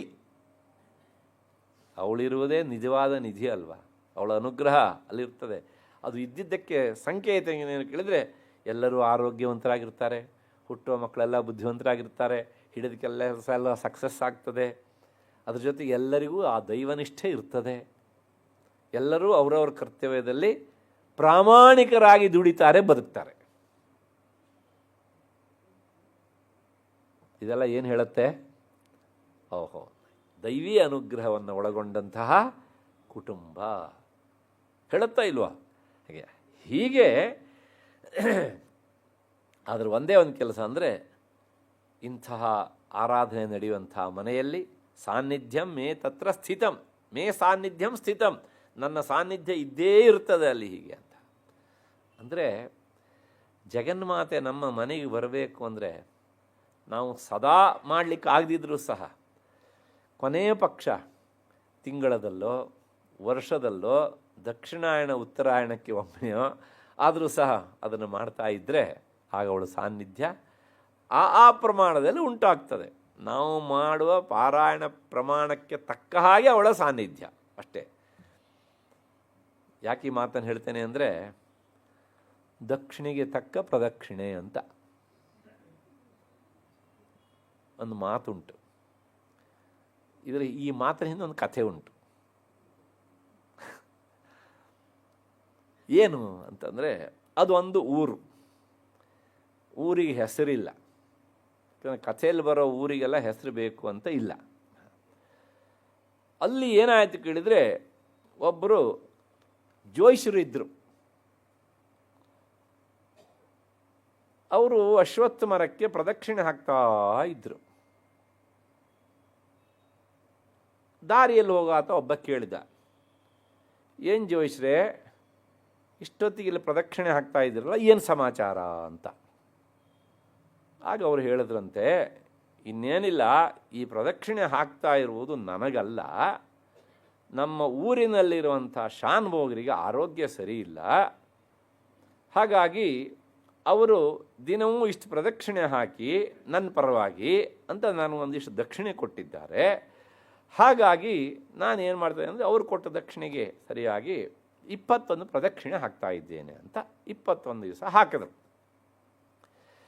21 ದಿವಸ ಆದಮೇಲೆ ಒಂದು 2 ದಿವಸ ಬಿಟ್ಟು ಮತ್ತೊಂದು ಪ್ರದಕ್ಷಿಣೆ ಹಾಕ್ಲಿಕ್ಕೆ ಶುರು ಮಾಡಿದರು. ಆಗ ಮತ್ತೆ ಅದೇ ಮನುಷ್ಯ ನೋಡಿದ ಅಲ್ಲಿ ಅವರನ್ನು. ನೋಡಿದವನು ಕೇಳಿದ, ಏನು ಮತ್ತೆ ಪ್ರದಕ್ಷಿಣೆ ಹಾಕ್ತಿದ್ದೀರಲ್ಲ ಅಂತ. ಹೌದು, ಪ್ರದಕ್ಷಿಣೆ ಹಾಕ್ತಿದ್ದೇನೆ. ಹಾಗಿದ್ರೆ ಯಾರಿಗೋಸ್ಕರ? ಇದು ಬೇರೆ ಅವರಿಗಲ್ಲ. ಅಲ್ಲ, ಮೊದಲು 21 ಪ್ರದಕ್ಷಿಣೆ ಹಾಕ್ತಿದ್ರಿ, ಕಡಿಮೆ ಹಾಕ್ತಿದ್ದೀರಲ್ಲ ಅಂತ. ಹೌದು, ಆಗ ಶಾನುಭೋಗರು ನನ್ನ ಕೈ ತುಂಬ ಕೊಟ್ಟಿದ್ದರು. ಈಗ ಇವರು ಏನು ಮಾಡಿದ್ದಾರೆ ಕೇಳಿದರೆ ಬಹಳ ಕಡಿಮೆ ಕೊಟ್ಟಿದ್ದಾರೆ. ಹಾಗಾಗಿ 3 ಪ್ರದಕ್ಷಿಣೆ ಹಾಕಿ ಮನೆಗೆ ಹೋಗ್ತೇನೆ ಅಂತಂತೆ. ಹಾಗೆ ಅಲ್ಲಿಂದ ಇದೊಂದು ಮಾತು ಹುಟ್ಕೊಂಡಿತು, ದಕ್ಷಿಣೆಗೆ ತಕ್ಕ ಪ್ರದಕ್ಷಿಣೆ ಅಂತ. ಹಾಗೆ ಯಾಕೆ ಈ ಮಾತು ಹೇಳಿದೆ ಅಂದರೆ, ನಾವು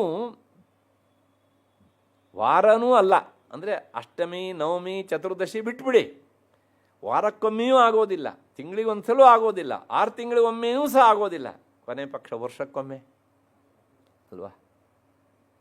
ಅಂದರೆ ನಾವು ಎಷ್ಟೆಷ್ಟು ಸಾಂದ್ರವಾಗಿ ಅವಳ ಪಾರಾಯಣವನ್ನು ಮಾಡ್ತೇವೋ ಅಷ್ಟೆಷ್ಟು ಅವಳ ಸಾನ್ನಿಧ್ಯ ಹೆಚ್ಚಾಗಿ ಇರ್ತದೆ.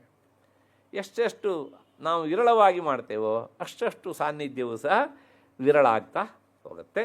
ಅದನ್ನು ಜಗನ್ಮಾತೆ ಹೇಳ್ತಾಳೆ, ಸದಾ ನ ತದ್ವಿಮೋಕ್ಷಾಮಿ. ಈ ಹಿಂದೆ ಹೇಳಿದಂಥ ಅಷ್ಟಮಿ, ನವಮಿ, ಚತುರ್ದಶಿ ಮತ್ತು ಪೂರ್ಣಿಮೆ ಇಂಥ ಪರ್ವದಿನಗಳಲ್ಲಿ ಮತ್ತು ಬೇರೆ ಬೇರೆ ಸಂದರ್ಭದಲ್ಲಿ ಯಾರು ನನ್ನನ್ನು ಆರಾಧಿಸ್ತಾರೋ ಈ ಮಹಾತ್ಮ್ಯ ಪಠನದ ಪೂರ್ವಕ, ಅಂಥ ಮನೆಯನ್ನು ನಾನು ಬಿಟ್ಟು ಹೋಗುವುದಿಲ್ಲ. ಅಂದರೆ ಅವರ ರಕ್ಷಣೆ ನನ್ನ ಹೊಣೆ. ಅಂಥ ಅಭಯದ ಮಾತು ನೋಡಿ. ಆಶ್ಚರ್ಯ ಅಲ್ಲ? ಸತ್ಯವಾದ ಮಾತು ಇದು.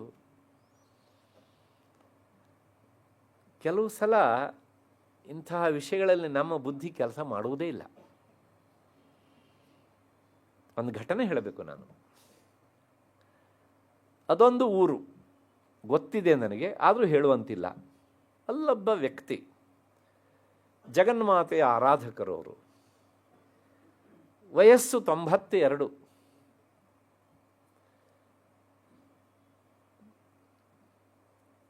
ಬದುಕು ಮತ್ತು ಸಾವು ಅಂದರೆ ಸಾವು ಮರಣಗಳ ಹೋರಾಟ, ಇಂಥ ಸ್ಥಿತಿಯಲ್ಲಿದ್ದಾರೆ. ಹತ್ತಿರದವರಿಗೆ ಆಶ್ಚರ್ಯ ಆಯಿತು. ಯಾಕೆ ಇವರು ಗೊತ್ತಿದ್ದಾಗ ಏನು ತಪ್ಪನ್ನು ಮಾಡಲಿಲ್ಲ,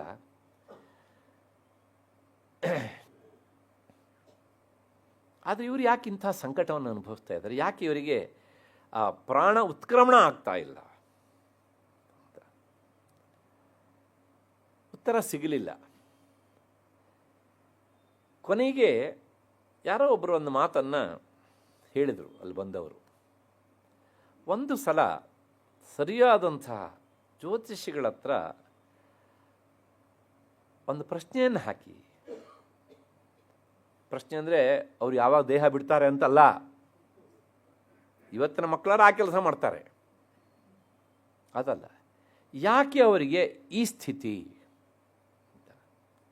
ಸಾಮಾನ್ಯ ನಾವೇನು ಮಾಡ್ತೇವೆ ಹೇಳಿದರೆ, ಅಯ್ಯೋ ಇವತ್ತು ನಾಳೆನೋ ಇಂಥ ಸ್ಥಿತಿಯಲ್ಲಿ ಯಾಕೆ ಇದನ್ನೆಲ್ಲ ಮಾಡಬೇಕು ಅಂತ ಕೈ ಚೆಲ್ಲಿ ಬಿಡ್ತೇವಲ್ಲ. ಆಗ ಹೋಗಿ ಶ್ರದ್ಧೆಯಿಂದ ಕೇಳಿದರು ಅವರು ಒಂದು ಆರೂಢ ಪ್ರಶ್ನೆ. ಆರೂಢ ಪ್ರಶ್ನೆ ಅಂದರೆ ಹೋಗಿ ಅವರನ್ನು ಕೇಳೋದು. ಅವ್ರು ಏನೋ ಒಂದು ಸಂಖ್ಯೆಯನ್ನು ಹೇಳಿ ಅಂತ ಹೇಳ್ತಾರೆ. ಆ ಪ್ರಶ್ನೆ ಕೇಳಲಿಕ್ಕೆ ಹೋದವನು ಪೃಚ್ಛಕ ಏನು ಸಂಖ್ಯೆಯನ್ನು ಹೇಳ್ತಾನೆ ಅದ್ರ ಮೇಲೆ ಒಂದು ಕುಂಡಲಿ ನಿರ್ಮಾಣ ಮಾಡಿ ಹೇಳ್ತಾರೆ ಅವರು. ಇದೆಲ್ಲ ಉಂಟು ಜ್ಯೋತಿಷ್ಶಾಸ್ತ್ರ, ಇದಕ್ಕೆಲ್ಲದಕ್ಕೂ ಸಹ ಒಂದು ವ್ಯವಸ್ಥೆ ಉಂಟು. ಅಷ್ಟಮಂಗಲ ಇತ್ಯಾದಿ ಇತ್ಯಾದಿ ಎಲ್ಲ ನೀವು ಕೇಳಿರ್ತೀರಿ.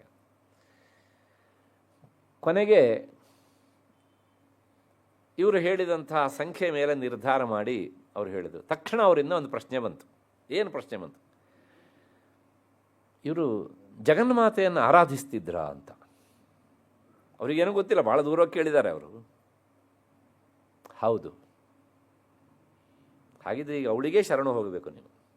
ಯಾಕೆ ಅಂದರೆ ಆಕೆ ಈ ವ್ಯಕ್ತಿಯನ್ನು ಬಿಡೋದಕ್ಕೆ ಸಿದ್ಧಳಿಲ್ಲ.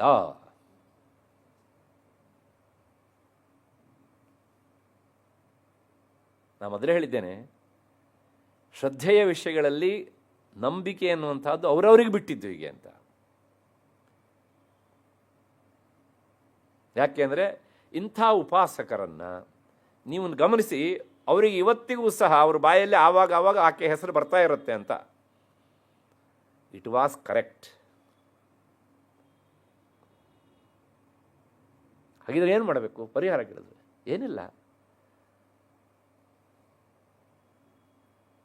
ನಿನ್ನನ್ನು ಅವರು ಆರಾಧಿಸಿದ್ದು, ನೀನು ಅವ್ರನ್ನ ಅನುಗ್ರಹಿಸಿದ್ದು ಎಲ್ಲವೂ ಸತ್ಯ. ಆದರೆ ಇಂಥ ಸಂದರ್ಭದಲ್ಲಿ ಅವರಿಗೆ ಸಂಕಟ ಆಗದೇ ಇರುವ ಹಾಗೆ ನೀನೇ ದಾರಿ ತೋರು ಅಂತ ಕೇಳಿಬಿಡಿ ಅಂತ.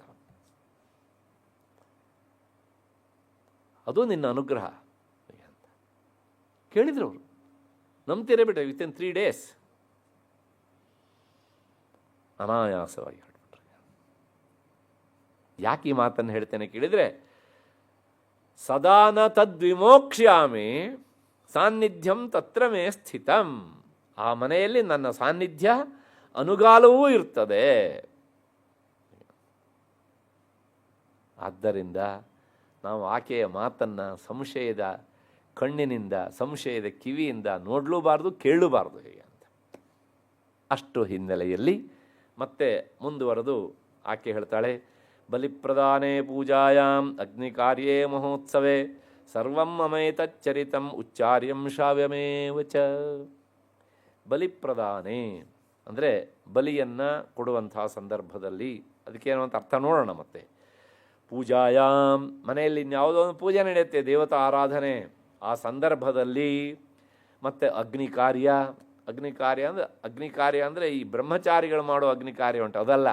ಅಗ್ನಿಯಲ್ಲಿ ಹೋಮ ಮಾಡಿ ಭಗವಂತನಿಗೆ ಆಹಾರವನ್ನು, ಹವಿಸ್ಸನ್ನು ಕೊಡುವಂಥ ವಿಧಾನ, ಅದಕ್ಕೆ ಅಗ್ನಿಕಾರ್ಯ ಅಂತ ಹೆಸರು. ಅಂದರೆ ಹವಿಪ್ರದಾನ. ಎಲ್ಲ ಸಂದರ್ಭಗಳಲ್ಲೂ ಸಹ ಮಮ ಏತಚ್ಚರಿತಂ ಉಚ್ಚಾರ್ಯಂ, ಈ ದೇವಿ ಮಹಾತ್ಮೆಯನ್ನು ಮಾಡಿದರೆ ಶ್ರಾವ್ಯಮೇವಚ, ಮತ್ತೆ ಕೇಳಬೇಕು ಅದನ್ನು. ಆಗೇನಾಯ್ತು ಕೇಳಿದರೆ ಆ ಎಲ್ಲ ಕರ್ಮಗಳಿಗೆ ಹೆಚ್ಚು ಸಾದ್ಗುಣ್ಯ ಬರ್ತದೆ. ಆ ಎಲ್ಲ ಕರ್ಮಗಳಲ್ಲಿ ಆಗುವಂಥ ಸಣ್ಣ ಪುಟ್ಟ ದೋಷಗಳು ಸಹ ಪರಿಮಾರ್ಜನೆಯಾಗಿ ಆ ಕರ್ಮಗಳು ಪರಿಪುಷ್ಟವಾಗಿ ಯಜಮಾನನಿಗೆ ಫಲವನ್ನು ಕೊಡ್ತವೆ. ಇದು ಜಗನ್ಮಾತೆಯ ಆರಾಧನೆಯ ಕ್ರಮದಲ್ಲಿ ಇನ್ನೊಂದು ಭಾಗ. ಅಂದರೆ ಆ ಆರಾಧನೆಯನ್ನು, ಯಾವುದೇ ಆರಾಧನೆ ಮಾಡಿ ಆ ಎಲ್ಲ ಆರಾಧನೆಯಲ್ಲೂ ಸಹ ನನ್ನ ಮಹಾತ್ಮೆಯನ್ನು ಪಠನ ಮಾಡಿದರೆ ಆ ಆರಾಧನೆಗಳೆಲ್ಲ ಹೆಚ್ಚು ಸಶಕ್ತವಾಗ್ತವೆ ಅಂತ. ಹೇಗೆ ಏನು ಎತ್ತ ಅನ್ನೋದನ್ನು ನಾಳೆ 6 ಗಂಟೆಗೆ ಸೇರಿದಾಗ ನೋಡೋಣ. ಅಲ್ಲಿವರೆಗೆ ನಿಮಗೆಲ್ಲರಿಗೂ ನಮಸ್ಕಾರ ಮತ್ತು ಕೃತಜ್ಞತೆಗಳು.